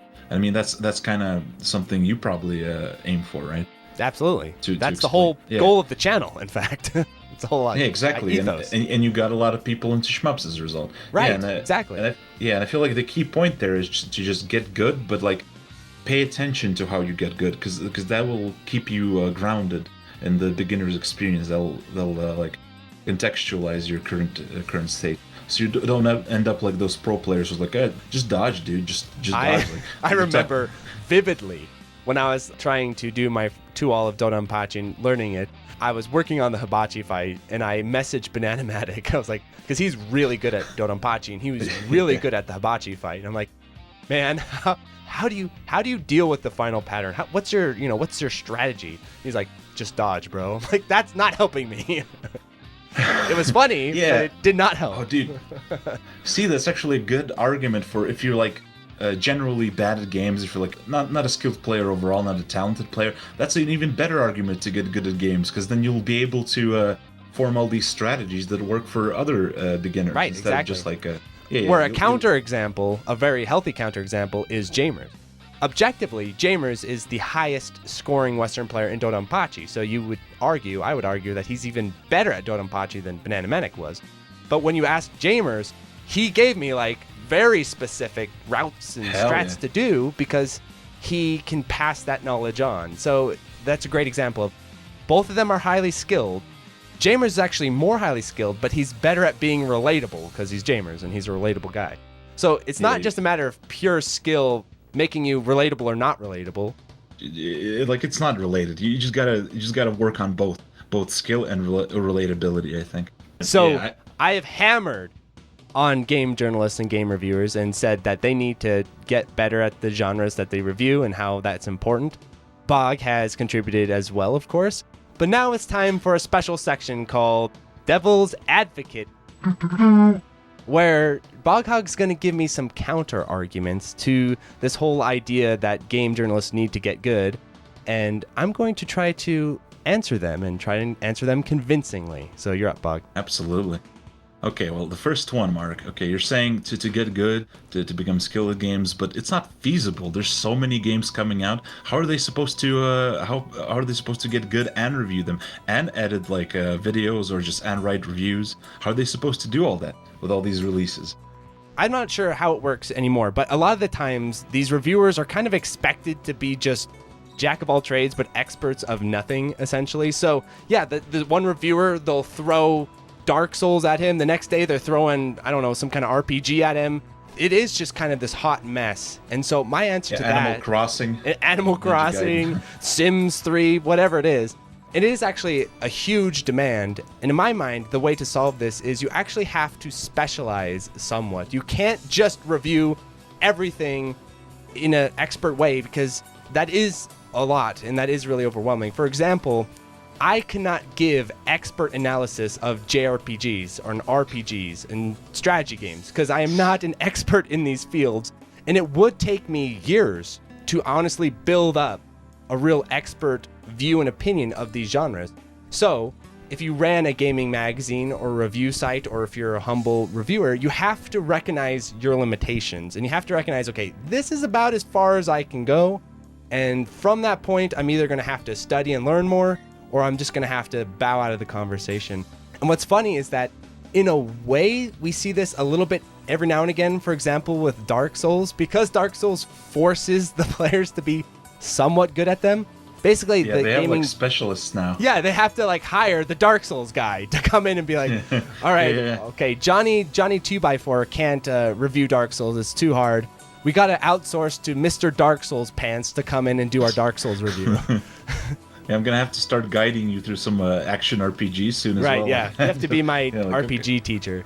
The model that game journalists follow is not feasible. You can't actually do that. You're gonna have to recognize your limitations, and you're probably gonna have to either not engage in expert reviews of certain things or find someone who can. It just depends on what the hell your business model is, basically. Yeah, but okay, here's an unexpected question then. How about like if you have to review something, your boss gave you the review, you need the money, and you're not skilled at it, you have to review an RPG. What would you do then? How would you approach that kind of thing when you're not experienced? That's a great question, because I feel like in that situation, you're going to have to try and find some kind of angle that you can dig into. Something. You got to find something to fill that word count that would be somewhat valuable and maybe unique. So, for example, if someone threw an RPG at me and they said, okay, you've got a day to come up with some kind of compelling review of this RPG or I'll execute you, I'll have to figure out with my existing expertise, some sort of in to talk about the game. Maybe I'll talk about the pacing, because I talk about pacing a lot in my reviews. So maybe I'll just focus on, okay, what is going on with this game's pacing, and try and focus in on that. And I'm going to have to say in my review, okay, I'm not super familiar with the leveling system. Guys are going to have to figure that out. I'm not super familiar with these mechanics. You guys are going to have to figure that out. But I can tell you about the pacing, goddammit. And here's what I have to say about that. You're just going to have to manage. Yeah, you're going to have to do a little triage and manage what you can. But what you don't want to do is you don't want to start saying things without a basis to it, right? You just say, oh, the leveling system in this game is atrocious. And then 25 people are like, dude, this is one of the most sophisticated and best leveling systems of all time. Yeah. Oh, God, what have I done? That's always my thought is, when in doubt, don't overextend. Just try to focus on what you can focus on. Here's the second question.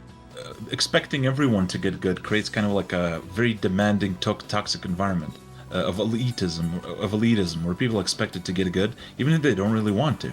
Because, some people just don't feel like getting good at games. Should they be forced to? Because maybe they have something valuable in their perspective as scrubs. Right. And this one is a great point, because if you take it in a full-on, like, this applies to everyone across the board, yes, that is a valid problem, because not everyone is going to have the ability or insight to be experts on certain things, right? So some people are just not going to have the time, expert, and ability to in-depth break down action games or break down RPG systems. You throw an RPG at me, you throw stats and numbers at me, I'm like, oh my God, I cannot get through it. I just cannot do it. I just turned completely white. Gone. Right. It isn't so much that everyone has to hit the ideal, and if you don't hit the ideal, you're going to get, kicked out. It's that you should strive for that, and that there should be some value associated with that. And I think that's the problem. It's not, the argument isn't that game journalists just aren't good enough, but that's because they're just trying, but they can't make it. The argument is that game journalists don't even value it to begin with. It's not even a priority. Yeah. Where I feel like if you make it a priority, then you can at least land somewhere on that sort of like spectrum of skill, right? So maybe you can't get Jamers tier. I can't become Jamers. That's too far up the skill tier for me. But I can at least get a little bit above maybe the average player, or get a little bit above sort of the general audience, and then I can bring something useful and insightful to them that they can't get on their own.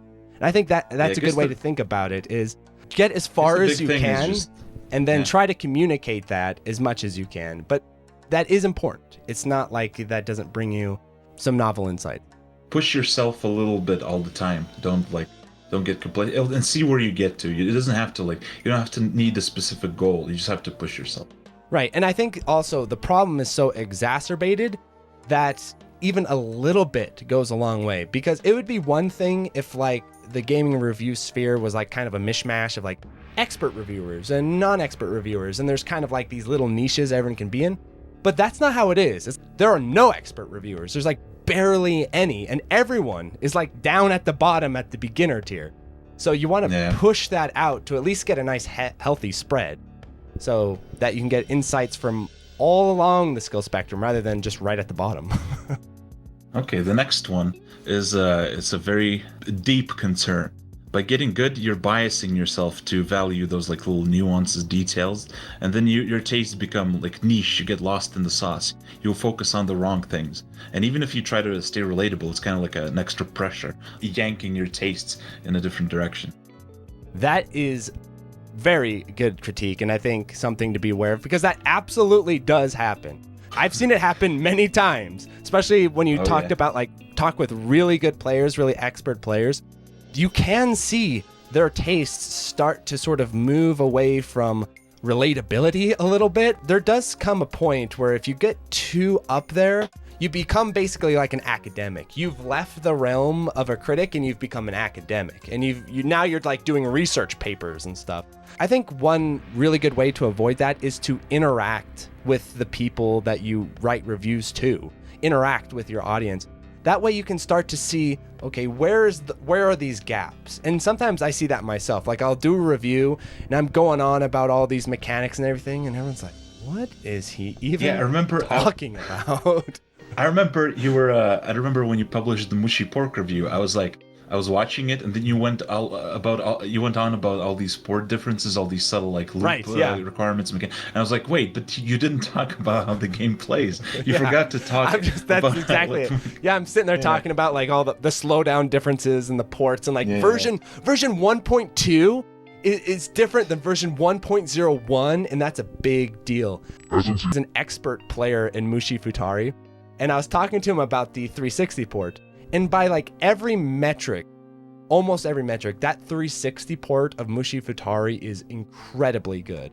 It's got great features, great performance, the lowest input lag of a shmup on the console that I've seen. I mean, it's just nailing everything. But apparently there are like some slowdown differences in like the highest difficulty modes. And it makes the game easier than in the arcade mode, so it gives you like an unfair advantage over arcade players. And he was like, this is a travesty. This is a big problem. Yeah. It's a big problem for like 3 people in the world. And for everyone else, it's like great. So yeah, you have to make sure that even when you get into those more expert level reviews, you still have to stay relatable, and you still have to be targeting what the players value. Even if it's stuff that they don't know that they value, like hit stun. Like, I think fundamentally players value hit stun, and they value performance, and they value low input lag. Even if they don't recognize it, they do value it. But when you start getting into like really nuanced details of the scoring system, and like 90% of the player base doesn't even do the scoring system, that's actually one reason why I don't really cover scoring systems as in depth as I used to, because I realized like that's more of like a niche concern. There's only so much space you can put in a review, and maybe I should move that space and put like more relatable stuff in that space there. You have to make sure you're not going over that window of being beyond relatability, basically. Yeah, and then that leads into the next question in a really smooth, seamless way. There is no upper limit to good. Like you can always get better and better and better. So you could always like go to a reviewer and be like, you can talk to like a pro reviewer and be like, nah, you kind of sucks. You haven't talked about this mechanic and this mechanic. Mm-hmm. So yes, I experienced that myself. Yeah, so when does it I get what I think are pretty detailed reviews, and there are like hardcore players be like, bro, you didn't talk about this. Like, this boss has a 3-second long milk where you can I know. And when does it stop being worthwhile? How do you like decide that?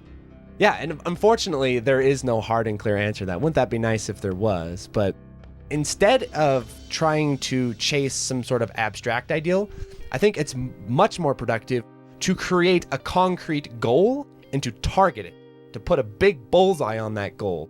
So for me, for example, I'm not going to get to Jamer's tier analysis of certain systems and scoring systems, or even like Iconoclast probably level analysis of certain combat mechanics and stuff. I'm not. You will never truly understand why Sailor Moon is the best beat 'em up ever made. Well, I do love Sailor Moon though, but it is fun, yeah. But you know, you don't love it like Iconoclast loves. I don't know. It could be a contest. I actually do really like Sailor Moon a lot. Damn, maybe you are on his level then. Goddamn, I'm getting there. As I get better, my enjoyment of Sailor Moon just grows. Yeah, that's the objective metric, whether you can enjoy Sailor Moon or not. Yeah, and you know that is actually kind of true. But I think every reviewer can sort of target a goal and target an audience demographic and just really try and hone in on that. But right now, everyone's targeting one audience demographic, and that one audience demographic is the dude who buys one PlayStation game a year. Like, that's their audience that they're targeting.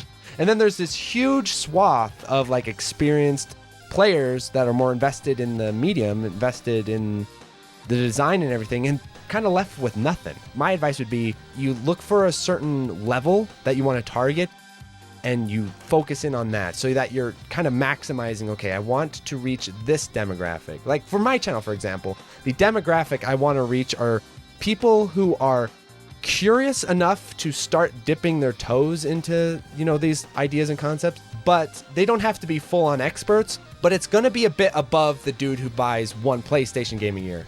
He tunes into my channel, he's like, who gives a shit? you got to tailor it to that certain demo. And I think just try and really work that. I think that's the only, I think, workable solution. It would be cool if we actually had more like super high tier reviewers and stuff. I'd love to tune into what they have to say, but they're rather rare. Like, they're rare creatures. Yeah. You always get more out of it, and your perspective gets more and more unique, like you said before. Yeah, you can produce more original thoughts and more original insights. But it's like you got to decide arbitrarily where you feel like it's good enough. I'm here, but higher than it is right now. A lot higher than it is right now. That's for sure. Well, you got to at least play the game. Yeah. We're getting that basic. I think that's what people misunderstand about this conversation is people do automatically think that the conversation is, okay, you need to be Daigo or something. Yeah. But it's like, no, you need to be a guy who can do an uppercut. You need to be a guy who can throw a fireball. Yeah, we're at DP. The basics here.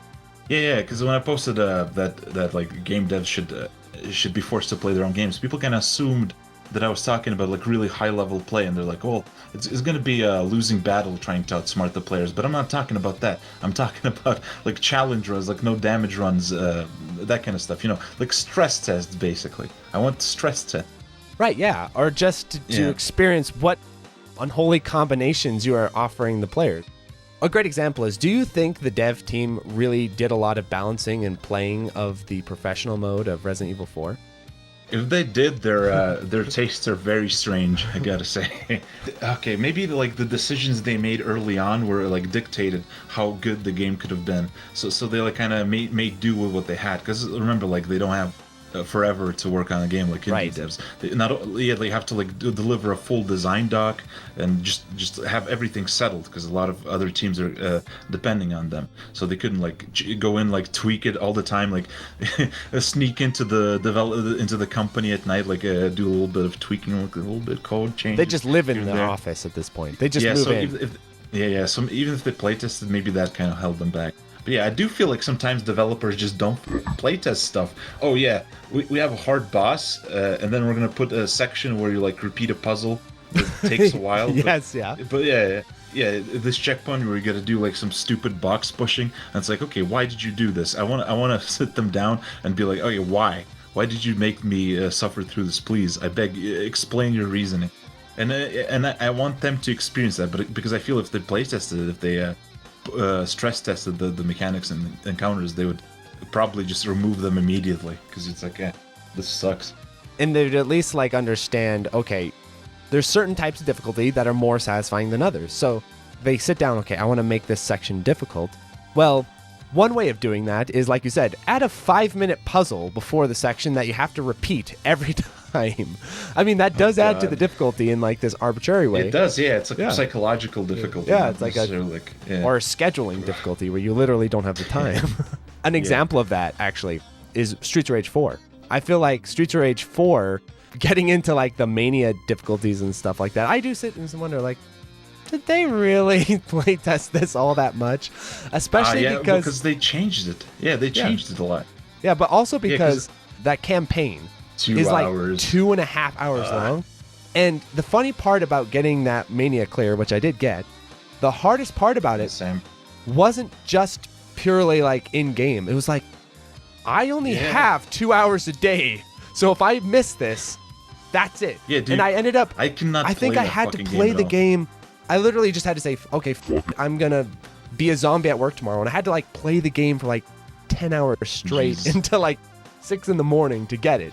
Just because of how long that run was. Yeah. And I feel like if the developers were doing mania runs, like they were doing, okay, we're going to mania 1cc, they would turn to each other and say, okay, a lot of these stages feel unnecessary. Like museum, do we really need the museum, guys? Can we get rid of this stupid ass stage? Out of here.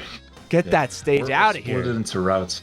Yeah, it comes down to what I was talking about the learning curve as well, where you have to like make sure to pay attention. Because maybe it would happen, right? Because this happens to me when I play something. You play all the stages independently so much that when you actually do a 1cc, it's almost always like a first try clear. But if you actually have to build, but if you have to build yourself up to that point, it gets so frustrating. Goddamn. Yeah. Like the way you have to tackle it a lot is you do your stage practices, but then you have to do like these 1cc runs, yeah. practices. What will happen is in the stage practice, you'll do the same thing 5,000 times. No problem. Yeah, Easy no biggie. peasy. Then in runs, you keep dying to the freaking crab who stabs you in the tunnel 3 times in a row. Like, how is this crab killing me every run? I've practiced this 1,000 times.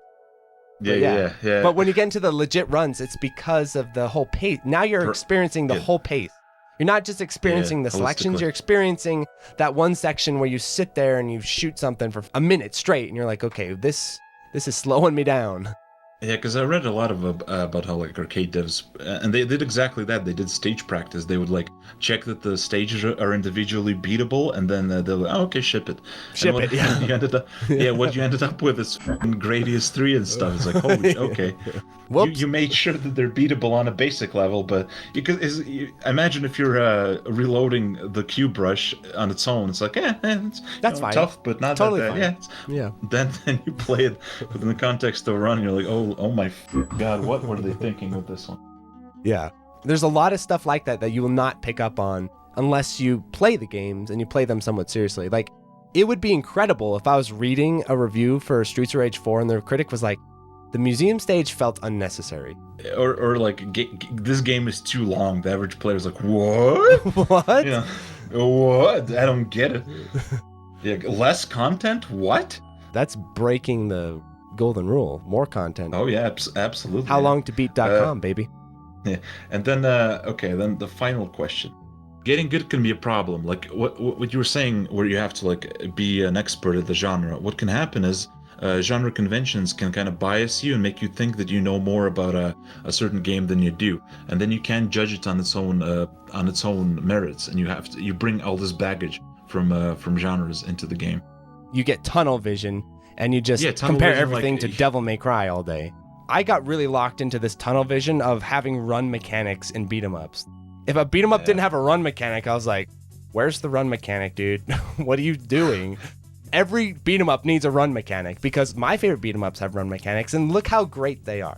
Yeah, look how great they feel. That can absolutely happen. You can get locked into this tunnel vision, but average players can do that as well. Like low-skilled players can absolutely get locked into tunnel vision too.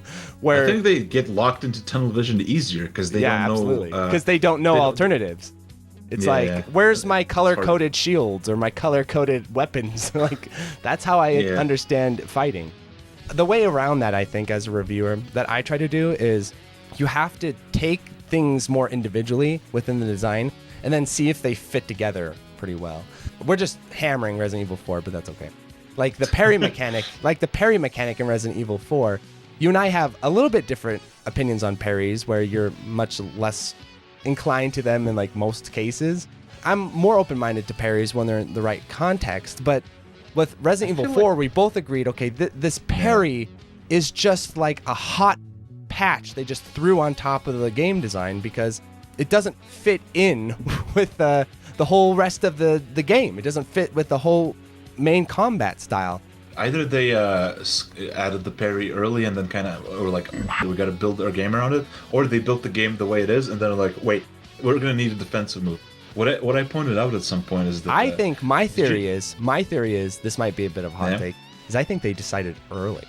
I think it wasn't. Oh yeah, definitely. I don't think it was. I don't think it was. They made the zombies track you and tackle you and kill grab you, and then they're like, "Oh God, what do we do?" I think what happened was what they did is they added a parry, and then they tried to do it in the original game, and they're like, "This is way too good.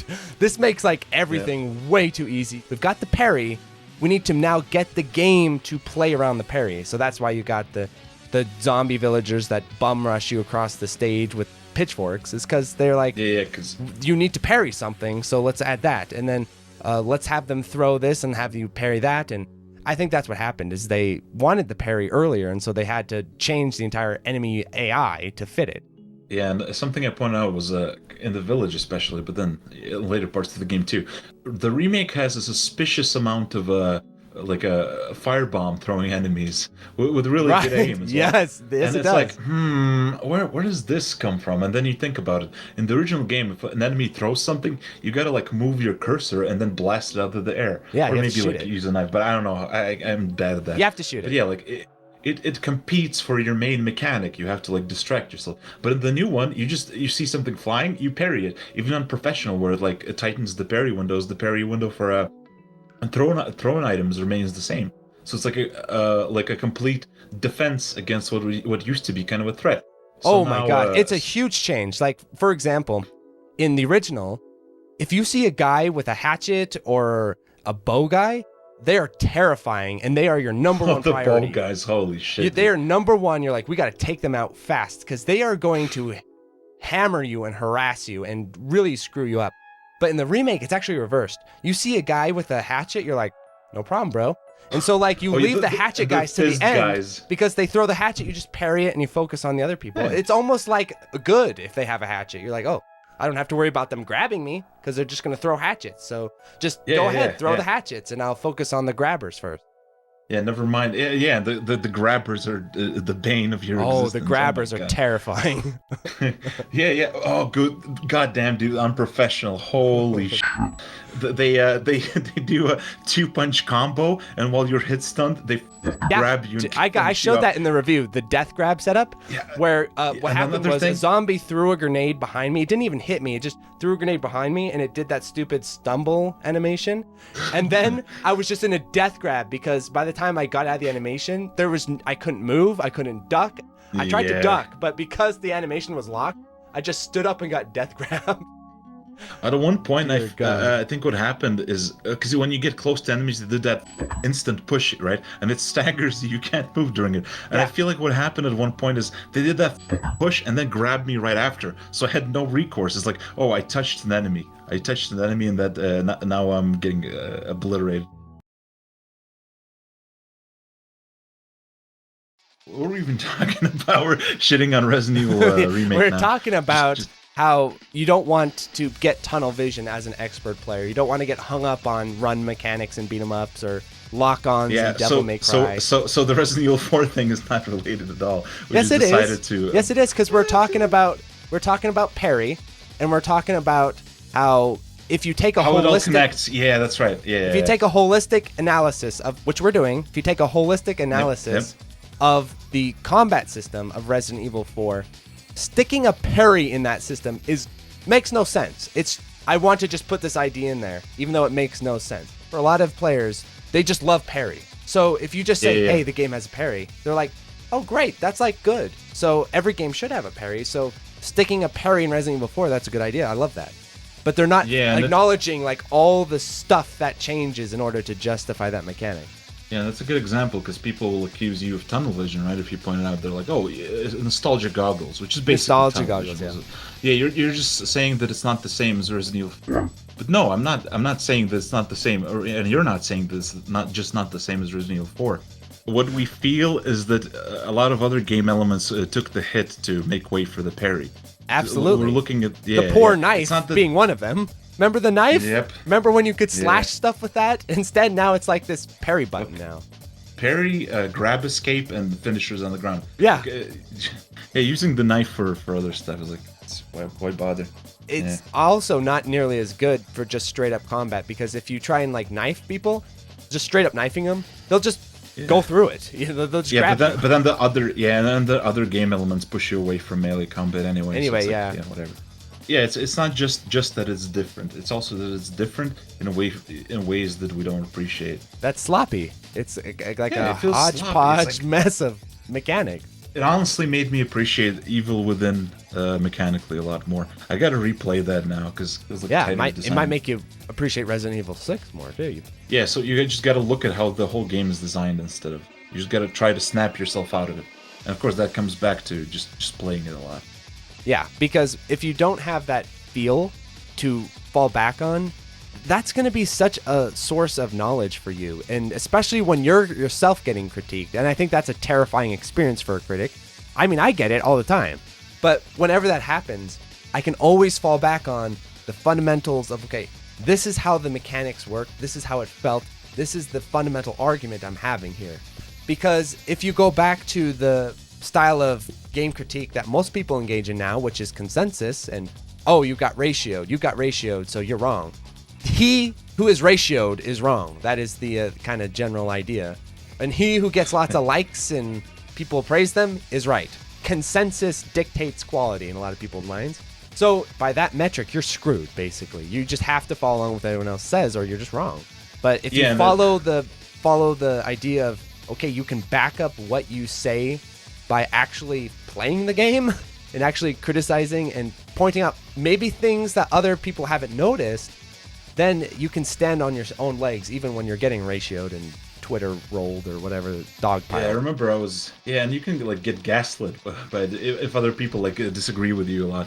Yeah, I was arguing with some people where I think we were arguing if a shooter had like a specific shooter had hit scan or projectile weapons, and I'm like, projectile, they're not hit scan, and they're like telling me that no, you're wrong, you don't know what you're talking about. I'm like, what the did I get this wrong? Did I completely misunderstand? Yeah. I booted up the game and no, it's projectile. I'm like, God damn it, almost tricked me. Eventually you start like doubting reality if you go far enough. Oh my gosh. Yeah, that happens all the time. That's all the time. That's the life of a reviewer. But I feel like it's a big I feel like in a problem way with the though whole that's good good thing as well. because, for example, with my Resident Evil 4 remake review, especially the second one, I knew I was going to get a lot of scrutiny on that. I knew I was going to have to take cover underneath the bed for that one. So everything I said in that review, I like quadruple checked. I made a point about how quickly they get off Enemies the ground. Get up, yeah. I frame counted that, and that was like 1,000 frames or something. I was just like 1, 2, 3, just frame counting it. I was like, okay, I made my point here, but I actually literally frame counted it to make sure I was right. So everything I said in that video, I had to quadruple check. But the guy at IGN, a lot of the things he was saying were just like incorrect. They were just outright wrong, so. Yeah, and then what happens is, like you pointed out, they're like, okay, whatever, fix it. Well, sometimes they double down, but oftentimes they just like, whatever, fix it, and then make the same mistake again, and make the same mistake again, nothing. And sometimes, of course, it's incorrect, so, sometimes they'll get corrected on stuff that's just wrong, so. The most terrifying thing now in the age we live in now is, as a reviewer, is you make a critique. I think this happened with Turtles Shredder's Revenge. You make your critique, and then they patch it. And then people are like, oh, yeah. What the hell are you even talking about? Then I have to be like, no, I swear, they patched it. It was not like this at release. That sucks so hard as a reviewer. Oh, yeah, it does suck, yeah. I mean, it's good that they patched it, but I wish they would, like, add a little note. Like, this was patched. Yeah, add a disclaimer, reviewers were correct, actually. Actually, Mark was right, and because he was right, he patched it. Yeah, because early on, Streets of Rage 4, right, on its life cycle, there were a lot of issues with that game, and I kept bringing it up and like arguing with some people because they were like defending it. Like, for example, the hyper armor. There's a room in the sewer where there's that room where a lot of fat guys come in, right? Yes. And they try to blast you. Those fat guys had like permanent hyper armor on the roll, which they could initiate at almost any point. Oh my god! And that room was a nightmare, and then they patched it. It's like, oh, that's fine. It's like, okay, well, now if someone plays it, they're not, and then reads what I was talking about, they're like, what the hell is he saying? Yeah, I think that happened in Shredder's Revenge with the throw iframes or something, because people kept messaging me, they patched the throw for iframes. And it always kind of puts you in an awkward situation as a reviewer, because like, oh, good, they patched it, but am I supposed to like delete that segment from my review or something? Like, I don't know what the follow-up is here. Yeah, I feel like they tweaked a lot of the little issues with Elden Ring bosses as well nowadays, and it's like, oh, okay, so it's much better balanced now. I don't want to play it though. Yeah, I don't care. Patching is a topic unto itself, that's for sure. By my own declaration, I passed the devil's advocacy section with flying colors, beautiful responses. Yeah, true. Yeah. So now let's talk. Untouchable.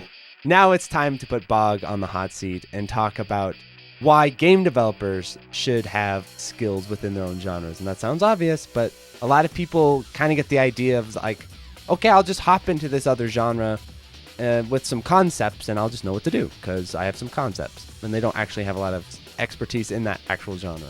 Yeah, another frustrating thing I've been seeing is a lot of like older developers, especially, they're like, I'm too old. I don't play games anymore. I don't do challenging stuff. And you can see that their game design is starting to kind of like get out of touch. Not mellow out, but it's like they learned a lot of their design stuff when they were young, and they're still trying to ride on it, even though it's like there's been a lot more exciting stuff happening since. Yeah, I don't want to name anyone because but there's like a lot of those kinds of devs. Question 1: Are you ready, Bog? And this better be. Oh good. Yeah, this better be goddamn good, or you're kicked off the episode. Starting to sweat. So You're saying, hey, shmup developers or video game developers, you need to actually get good at the genre you're making a game for. They've got busy schedules. They've got babies. They've got bills. They've got Twitter threads they need to manage or whatever social media they're on. They don't have the time to be dicking around and learning all these skills and whatnot. That's kind of cutting into their dev time. So what is the benefit of doing this? And isn't it better to just spend that time at the keyboard putting in the code? I mean, to some extent, yeah. It's like, well, if you just don't have the time, just don't make good games.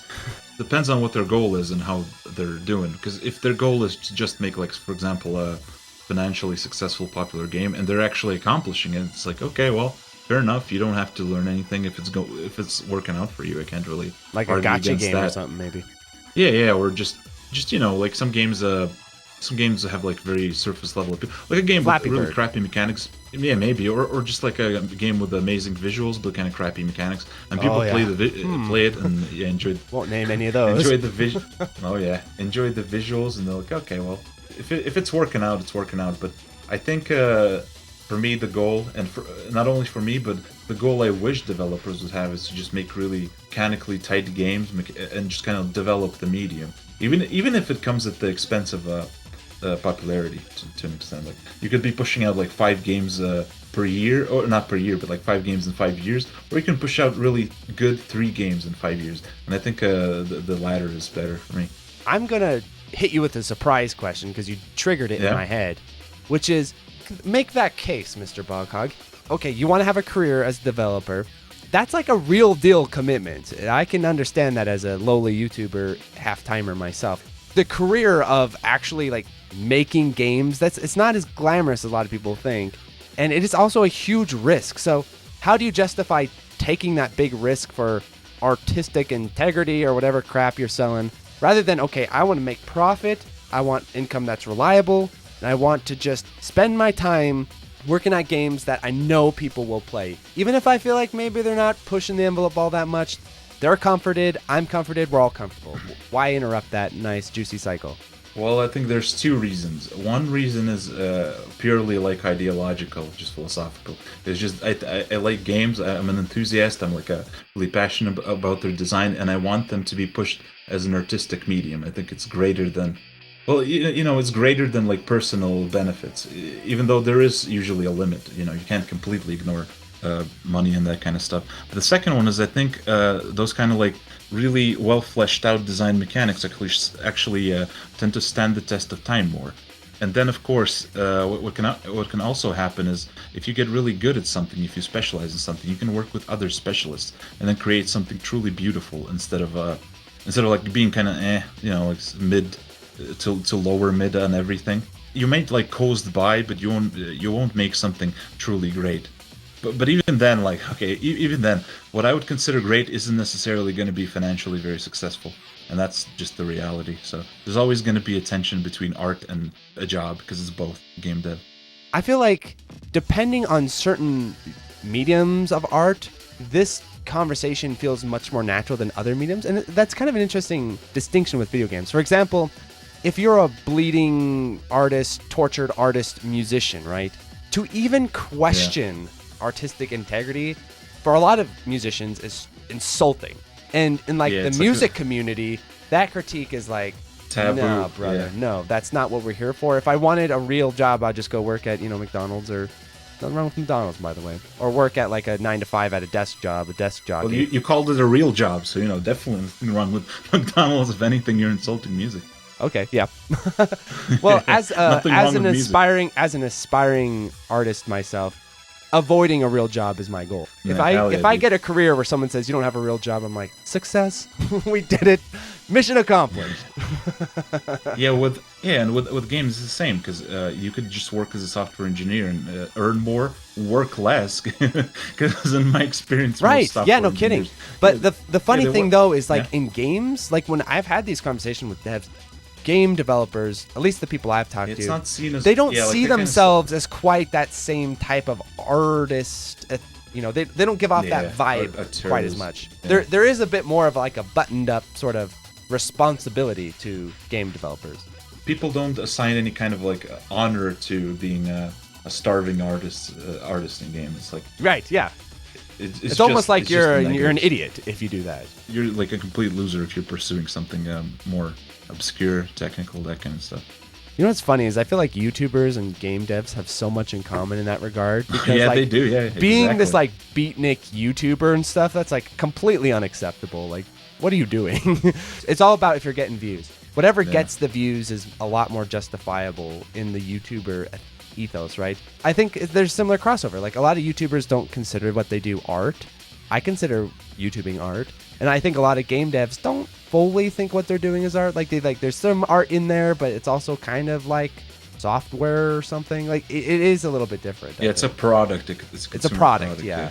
The ideal would be something like you do both. You try to get really these artistic niche games out, and then you do some mainstream stuff as well.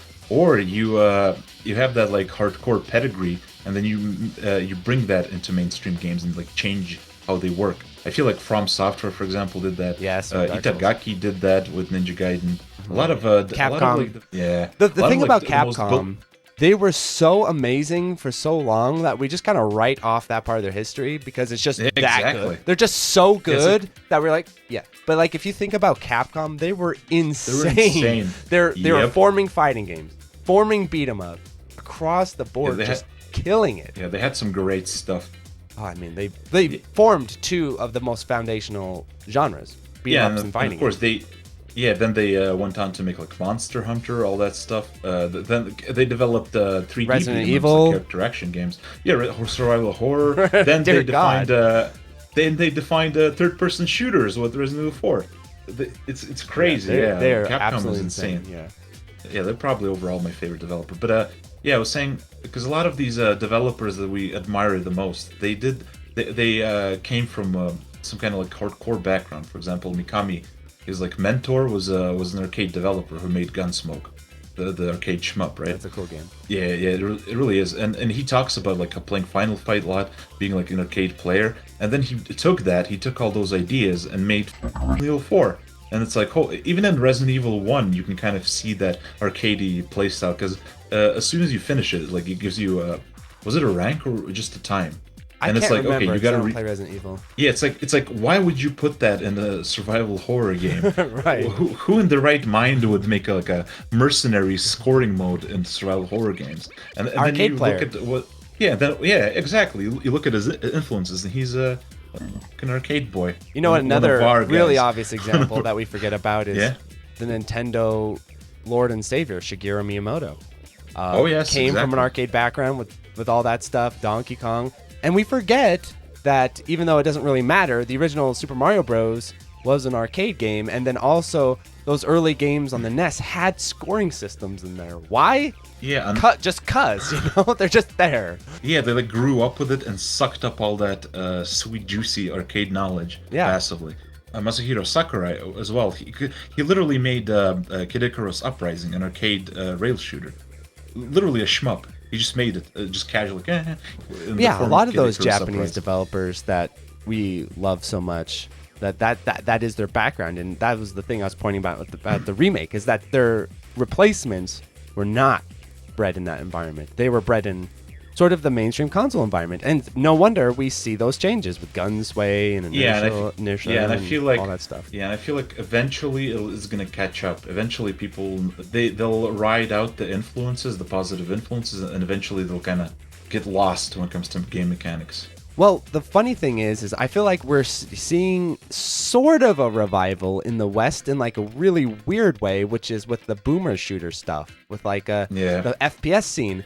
Because basically the FPS scene has come full circle. They've done it all. And they're like, all right, we're out of ideas. We've done everything. We've done RPGs. We've done this. We've done arenas. We've done MMO type things with the Fortnite and all that. Like, we've done everything. What's left? It's like, remember when you like ran around and shot stuff? Yeah, remember Let's try fun that. in the game again.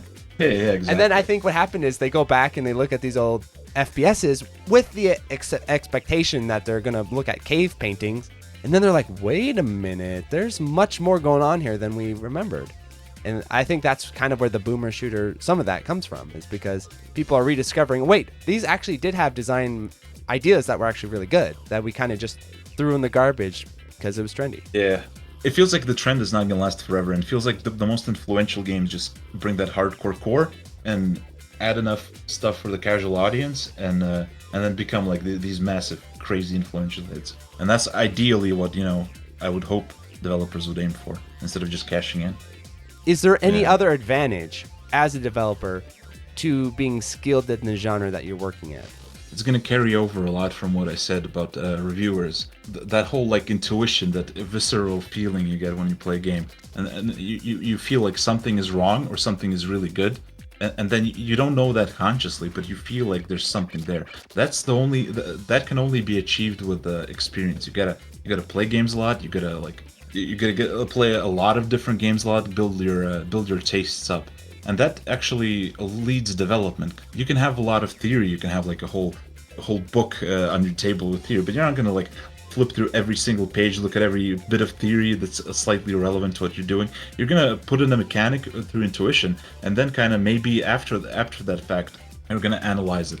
So the most important thing is building up your intuition, so you can like kind of implement good mechanics before you do that like conscious analysis. That's a great point, because I think when it comes to game critique and game design, one important concept is that it's not just about the concept, it's about the actual execution of the concept. And that can get as granular as how many iframes, how big is the hitbox, how far is the tracking. And those types of things are really hard to learn off a spreadsheet. You really have to get a feel for, okay, I've played 100 games, and in those 100 games, this felt the best. It was like this. This was the best. Especially fundamental mechanics are like that. Yes. It's kind of like central elegant mechanics that drive the whole thing. Because they're really simple, really easy to understand, but there's so many situations they can pop in, so many different complex interactions that can happen with them. So you can't like think about every single thing as you develop them. You need to get that feel. You're doing a combo, you're like, this link doesn't feel good, or like this chain combo feels kind of like stuttery or something. Or you're playing a shmup and you're like, well, this pattern doesn't feel good to dodge. And if you think about that, like, what does that mean? How are you getting that idea? Where does it come from? And I think that just comes from your experience, how your hands get used to games, what kind of like stuff you get a good sense of what you feel is good and what kind of stuff is bad. And importantly, the better your intuitions are, the faster you can come up with good mechanics. Absolutely. You won't have to like research every single little thing. I was thinking of developing like a strategy RPG type of thing, like a tactics game. I made the grid, I made like basic character movement. I was like, I laid down the foundations, and I'm like, wait a second. I have no idea how I'm going to design this, because I'll have to like go through every game and like look at examples, look at theory, look at forum discussions for every single thing I add, because I just don't have those intuitions. Even though I played a decent bit of those games, but I feel like if I needed to properly design them, I would have to play Fire Emblem, play Advance Wars, Final Fantasy Tactics, all of them. Play like Ogre Battle, like go through all the libraries of these games, and just even really obscure and hardcore ones, and then build up my intuitions. Then I'll be like, okay, then I won't even have to like sit there and think what kind of mechanics I can start adding them immediately, and then be like, this needs tweaking, this needs removing, this doesn't work with this, I'll get those feelings immediately. Yeah, and I feel like that can come up with a lot of stuff. Like, for example, not to be too harsh to the old school Dragon Ball Z fighting games, but they're not that great. So there's the Dragon Ball Z Budokai games.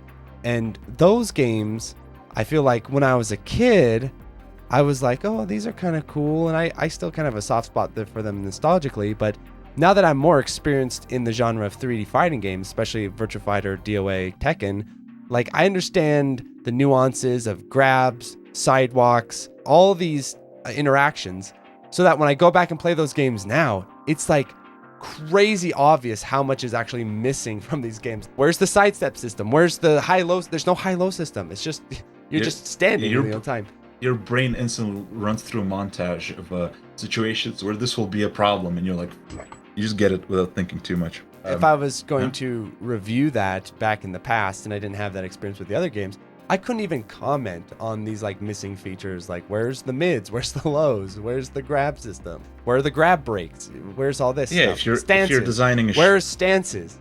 But if you just have a Yeah. very basic understanding of the genre, you're like, oh, you kick, you punch, you grab, you shoot fireballs, we're good. There's such a struggle to understand what makes a good level, for example, or a good pattern. Mhm. Like Yes. people don't understand how to articulate it, but they do feel it when they play it. Like if you're designing a pattern, one of those like Toho pattern makers, you can get a good sense for what works and what doesn't. If you don't have that experience, you won't be able to do it. Everything will just feel like the same, and that's how you end up with really bad Euroshmup type patterns. Yes. Another thing is, unless you're like a big company with QA and hard data, the best way to understand player psychology is to be one yourself. Yeah, you understand your own experiences, and then you kind of like cross compare them with the experiences of others, and be like, okay, so I'm abnormal in this way, but I'm really relatable and like typical in this way. Yeah, and I feel like kinda- sometimes the mind of the developer and the mind of the player do not overlap, and they can contradict each other. Oh yeah. A really funny example, not funny, but a really common example of this is like a developer sits and thinks, wouldn't it be cool if halfway through the stage I had a section where you like fly up in the air, there's a lens flare, and then you come down into a tunnel, and then you rotate and the camera rotates with it, and it shows this really cool rotation, and it will be so cool looking, and the players will have such a fun time. You stick that section like right in the middle of the last stage, and so the guy's going through and they're trying to go for the 1cc, and every time they get to that section, now I have to wait 30 seconds for your little cinematic. If you want to do that, that's not the place to put it. Now you're just interrupting the flow of the player, and now you're just frustrating them, and they don't appreciate it. They're mad at you. They don't like it. But that's what I'm saying, dude. We gotta do like boot camps or like game shows for game developers, and just get them to play the hardest difficulty, and like challenge runs, which makes sense. For example, like no damage runs, no healing items if it's like a specific, if it's a game, no items in like, for example, Devil May Cry or something like that, and then see how they feel about that. Because I feel like most of them will be like, okay, this was a huge mistake. But if they're not, if they actually like sit down and play the same section 50 times and watch and go like, oh, this is awesome every time they do that flying section, okay, fair enough, you something's wrong with you. You can, okay. Well, yeah, something's wrong with you, but I respect it. You can back up your own game design with experience, Yeah, that's a great point. Yeah, and I feel like that's a big part of why a lot of newer arcade games are a lot easier. Because you play like, definitely, like hard mode usually. A good example would be Final Vendetta, right? Because the ultra mode there feels like an arcade 1cc, beat 'em up 1cc, but normal mode is like a blind clear practically. I don't know. I'm just guessing here. I have no idea, but I feel like part of that was just like the developers built the game around what's comfortable for them and didn't push it too much. I love that game, but yes, that's definitely true. Like getting the whatever it is, Ultra 1cc's. I did get all 3 of them, and it was a fun grind. But was it Sailor Moon hard? It was not Sailor Absolutely Moon hard. not. Yeah. And it's like the ultimate challenge, right? Because those arcade games Sailor also Moon have, on normal dip switches. I've never even played Sailor Moon on ultra hard dip switches. Yeah, exactly. Terrifying. Yeah. Terrifying. Beat 'em ups change quite a bit if you increase the dip switches oftentimes. So that's gonna be rough. And another very important thing, especially for shmup devs, I beg you, shmup devs, listen to this. It's important to get good and like keep track of how you're getting good, so you can make tutorials and teach players how to play. Because my God, I made a tutorial for Gunvein, which was like just basic stuff that I'd want to know myself when I was starting out with the genre, and people are like, oh my God, this tutorial is great, this is amazing, this is the best tutorial in a shmup that's not dedicated to teaching that I've ever seen. And it's like, why isn't this the norm? Why don't more developers put it? But I feel like expert players like, I know this, no one cares about this, oh yeah, misdirecting patterns, that's basic. Well, a lot of like developers that are worse, they're not at the point where they can teach those things very well.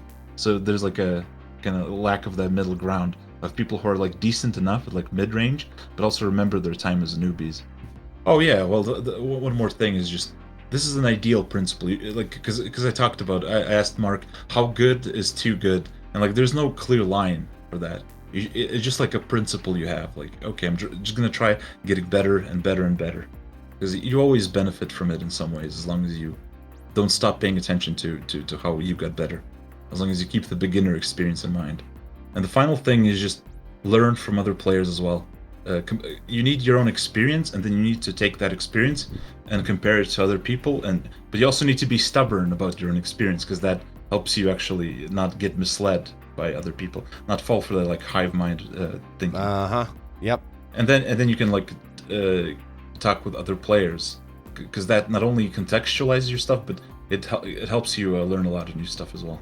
And you don't want to get locked into certain dogmas that you don't even realize are dogma until you get someone to challenge it. Like, for example, a dogma I had for a while was like health bars and shmups. I was dead set against them. I said, no, not doable, lame, Euro jank, impossible.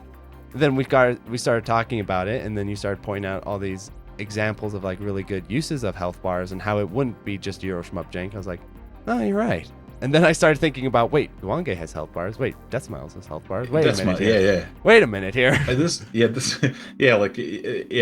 everything is appearing behind you. It's like getting insight in Bloodborne, you know? The monsters start appearing in the city that you just asked. Yes.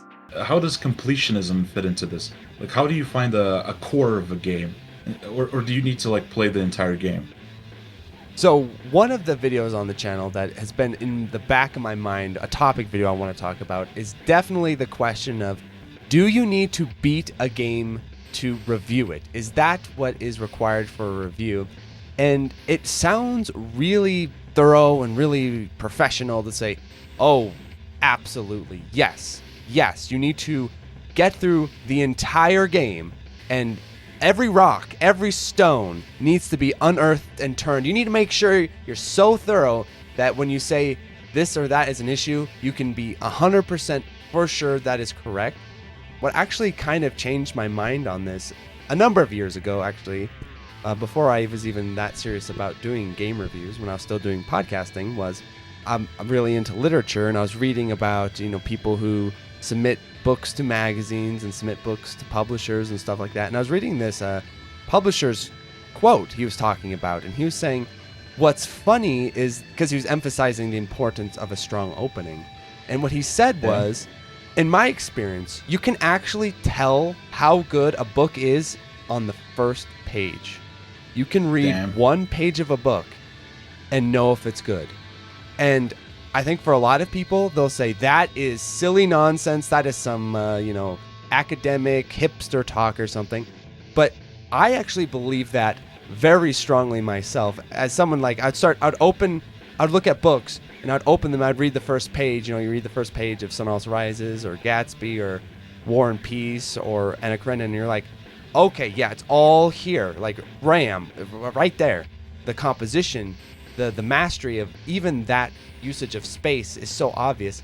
Whereas then you read a lot more like amateur writing and stuff like that. In the first page, it's just all waffle or it's stupid, or you're like, okay, this is going nowhere. And then people will say this with films and books and stuff and games as well. Like, well, 5 hours in, it gets good. 6, like right at the end, it's not good, but then at the end, it's good. My view of like art analysis is that what is truly great is great overall. It's not something you have to get all the way through and at the end you find some kind of nugget. So I would say that's an issue in itself. So when it comes to game reviews and game design discussion, I think if you can find, the term is like the vertical slice, if you can find that section of gameplay that gives the overall picture and is the thesis of what the game's design is, I think that can inform a lot. And in a way, what game reviewers do, even if they say, oh yeah, I totally play the games all the way through every time. But I think what ends up happening, even if they technically do that, what they end up doing is they get to a vertical slice, they kind of try that out, they sort of form their analysis, and then they just kind of drop down to super easy mode or just kind of walk through the motions of the rest of the game. You just casually hover through the menu. Yeah, I think so. Because for one, logistically, with these games just getting longer and longer and bloated and more bloated, I don't think it's even possible with some of these. They have to. You have to get to a point. That. Yeah, Elden Ring, a great example. Like you have to get to a point where you're like, I have experienced the thesis of the game design. That may not be the first hour of the game, but it's got to be somewhere. Remember we talked about difficulty curves and stuff like that. Like the game needs to have some kind of coherent curve to it. Otherwise, that's an issue. Like if you played a game for 5 hours and nothing happened, you could say, okay, that's a valid critique right there. Like nothing is happening for 5 hours. Well, yeah, that's a lot of the critique arcade players levy at more mainstream games, right? Because you get like that density of experience, and you get like in 20 minutes, you get like several hours from a mainstream game. As far as like the challenges and the density of actions, all that stuff. Oh yeah, like mainstream games, that's like my biggest barrier to mainstream games and RPGs and stuff like that is I get in and I'm an hour in, I'm like, I cannot continue. This is it. What did I accomplish? What did I do? What happened? Nothing. Yeah, nothing. Nothing. Yeah, nothing. The worst is you get in and then you get tutorial. Oh god. And you're like, you know what? Fine, game. Fine. I'll play your stupid little tutorials and I'll let you force me to handhold and learn everything. And then you get into it. Then you have like walking section. I'm like, walking section? We just did a tutorial. God. Well, Stuff I guess like that. With games it's a little bit more probably a little bit more complicated than books because a single mechanics could completely recontextualize all your like for example, you learn about cancels and Want to Dead, right? And it kind of affects a lot of other aspects of combat. Mm-hmm. So you can have like examples where it does actually get good 20 hours in. There is sort of a parallel. There is a little bit of a parallel with books though, because some books, this sounds a little snotty, but some books, depending on your level of reading comprehension and your knowledge of literature, can actually take on very different qualities based on how you read them. Like an example of this that I bring up is Nerd Alert. The first page of The Sun Also Rises. When you read that page for the first time and maybe you're not all that familiar with that type of literature, you'll say, yeah, this is kind of a normal first page. What's so special about that? But if you're more familiar with kind of the structure of classic literature, I would say like that first page of The Sun Also Rises is actually kind of a parody. It's a parody of a classical Charles Dickens opening, but it's not. It's actually making fun of that a little bit, but if you're not aware of that, some of that may be lost on you. So I think games can be like that as well. Like if you're not watching for certain mechanics and you just kind of take it at face value, you might miss some things. You might miss some stuff. Big question is how do you locate the vertical slice? How do you know that when you located it? There's certain ways to tell, I guess. Like so, for example, with the village section, that one was easy because it's a remake, and so like, okay, you have to hold up. You have to hold up to this section because that is the vertical slice of the original game. Where is the vertical slice of Bayonetta? Oh yeah, that's tough. Where the hell is that? It's not even on normal mode because normal mode doesn't even have like proper enemy encounters, and you don't even have all your weapons. It would. My answer would probably be what Angel Slayer mode would be kind of the. Yeah, that's a good. Yeah, that's a fan. But they hide that behind completing every single optional challenge, right? Right. So it's like, and then you're not counting in all the BS platforming and all the kind of lame boss fights. Yeah, and a lot of the extra challenges are hidden, so you gotta like look at a guide. And if you're reviewing it when it's new, you probably won't have a guide. Yeah, jeez, that one's tricky. How do you discover the vertical slice? I feel like the vertical slice in Wanted Dead comes pretty early though. It's when you fight the first ninja guy in the first stage. Yeah, exactly. That's when you're like, okay, this is the game because it's now testing. I guess the comprehensive answer is the section of the game that tests the mechanics fully. And when you get all the mechanics getting tested and interacting with each other, then you're hitting the vertical slice, I think. Usually it comes with a difficulty spike. That's usually, like, for example, Ninja Gaiden 2's vertical slice is the intro of the game. The law guys at the beginning. The second you land on the game. That's why Ninja Gaiden 2 is the coolest, because it's like the second you start the game, it's like, okay, it's just black. Here you go, play. I understand. Yeah, you just die within seconds. You're like, okay, I understand. I know what this is going to be. I know what kind of experience. That is a hilarious intro. I forgot.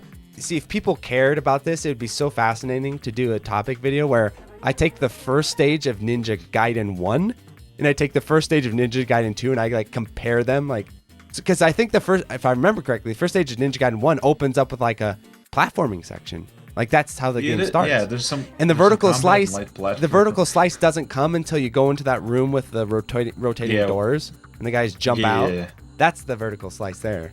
Replay the game over and over just to play that section over and over and over. And then you can, God, it's so good, dude. Just boot up the game immediately. You're just burst through your screen. Yeah. Alrighty, everyone, it's time for Devil Advocate Bog Hog Edition. Alrighty. I wish I had a sweating pig version. Yeah. If I was not a lazy editor, I would add in a little effect where the pig sweats or something. Okay, we talked about getting versed in the skill and the gameplay of a genre. But how do you account for what can happen where developers can develop what I consider like sort of a mid-wit sort of syndrome, where they get the grasp on the genre conventions. They get the grasp of like, this works here, this goes here. So you get these developers that maybe initially had more creative ideas. Like they're like, maybe I should add this mechanic or that mechanic. But then as they kind of get into the mold of how the games are supposed to be designed, they start losing these unique mechanics and start just following the formula. And you end up getting a lot of games that conform with one another. I think what ends up happening usually with those kinds of people is it's like a curve, you know? They start with these wacky ideas, then they get like wrapped up in genre conventions, and then they transcend those genre conventions and like enter like godhood, you know? A lot of arcade developers are kind of like that. Like, you know, Treasure, for example, they did a lot of work at Capcom building those fundamentals, and then they probably like start incorporating their ideas.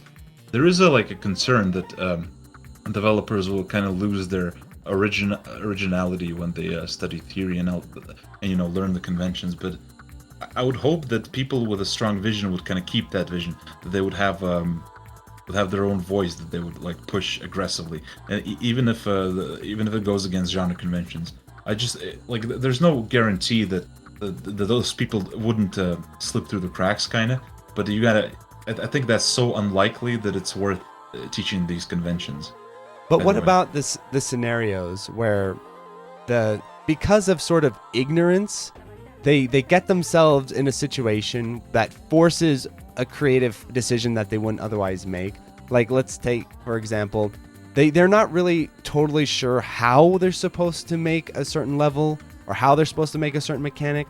And so they spend all this time building this level design and this mechanical design. And then someone looks at it and says, no, this isn't working. You're going to have to redo it.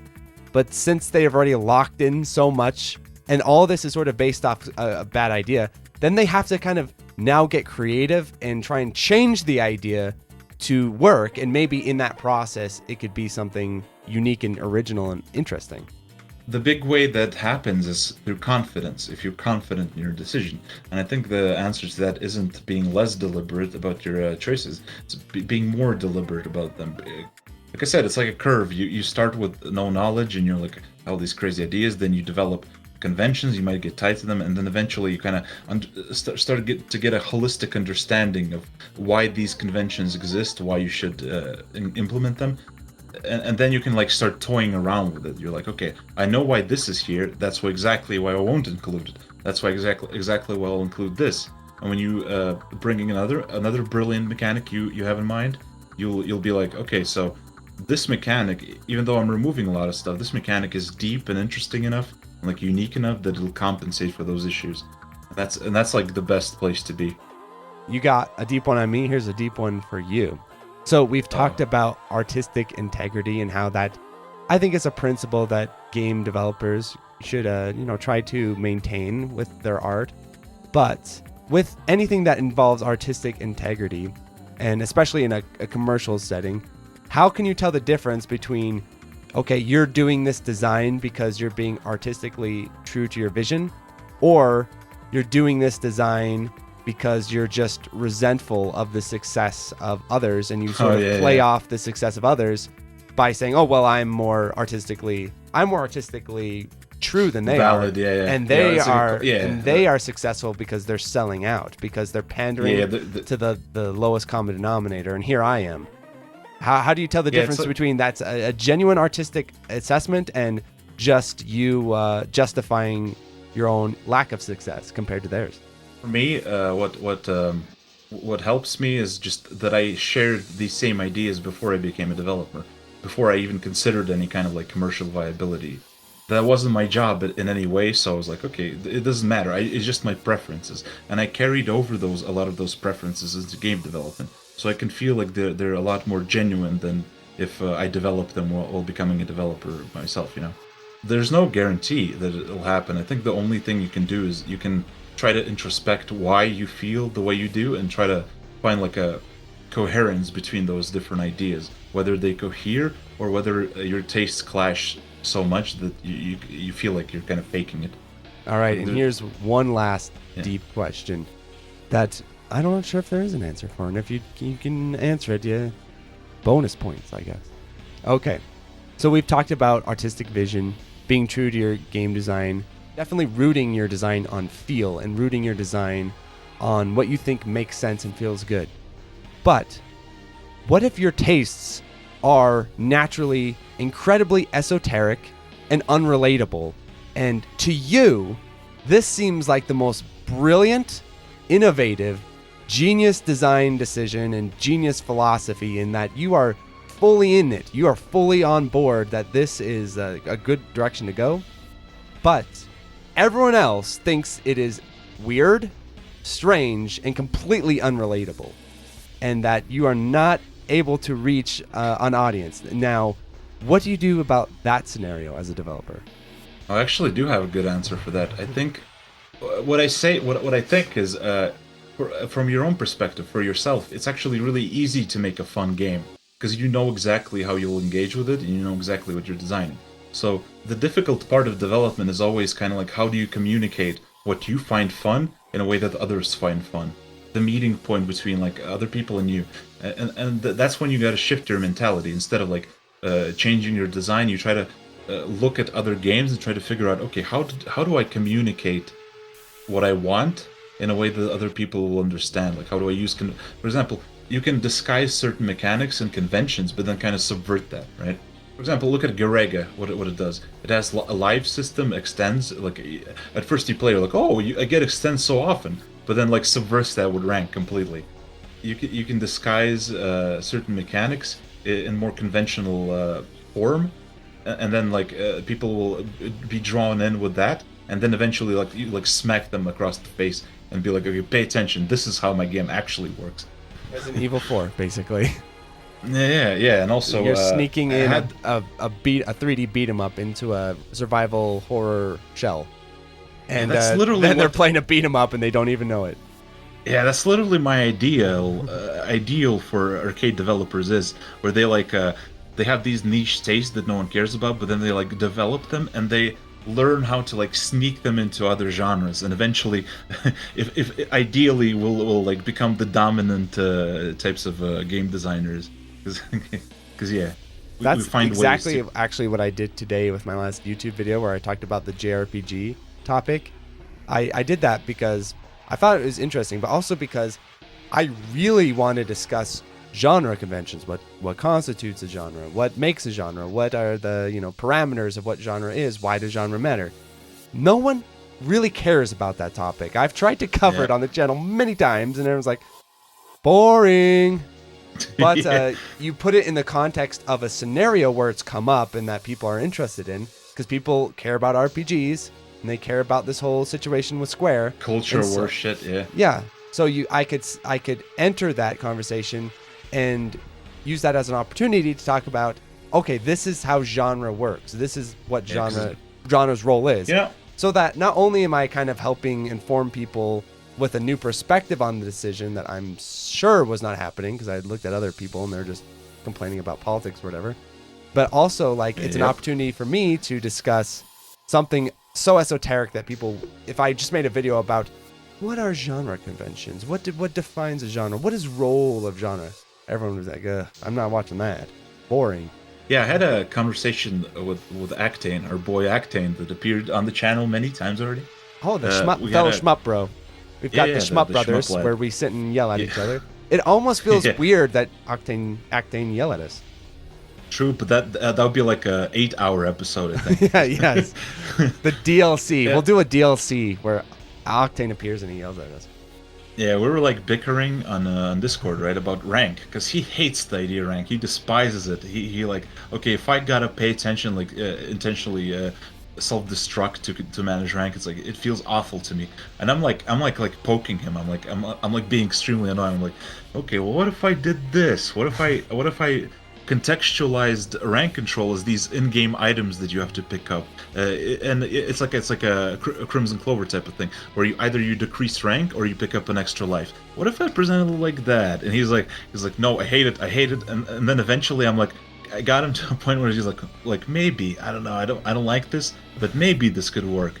Yeah, and I feel like that's what arcade devs just got to do. We have niche tastes, and we got to figure out how to like communicate with people who have more mainstream taste, and in that intersection will actually make great games that are just successful and right that appeal to both us and them.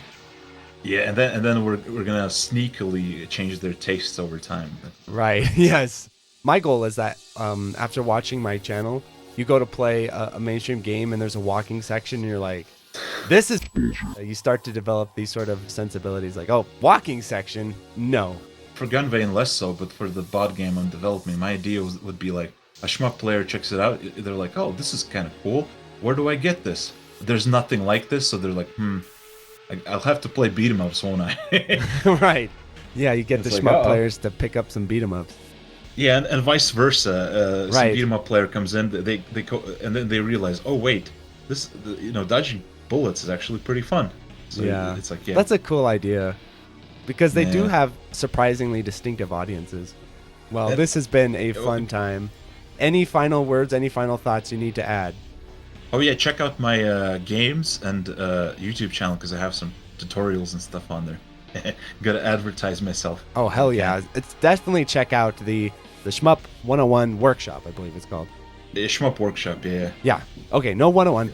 The Shmup Workshop playlist on his channel, because that opened my eyes and I thought I knew it all, and I was watching, I was like, so if you're someone who's new to shmups, as players or as developers, I think it's helpful for both, for players and developers, to check that out, because you can understand what's going on underneath the surface of these games. It's going to be really informative, and I think it's really well presented. So yeah, thank you. You used to have to read text.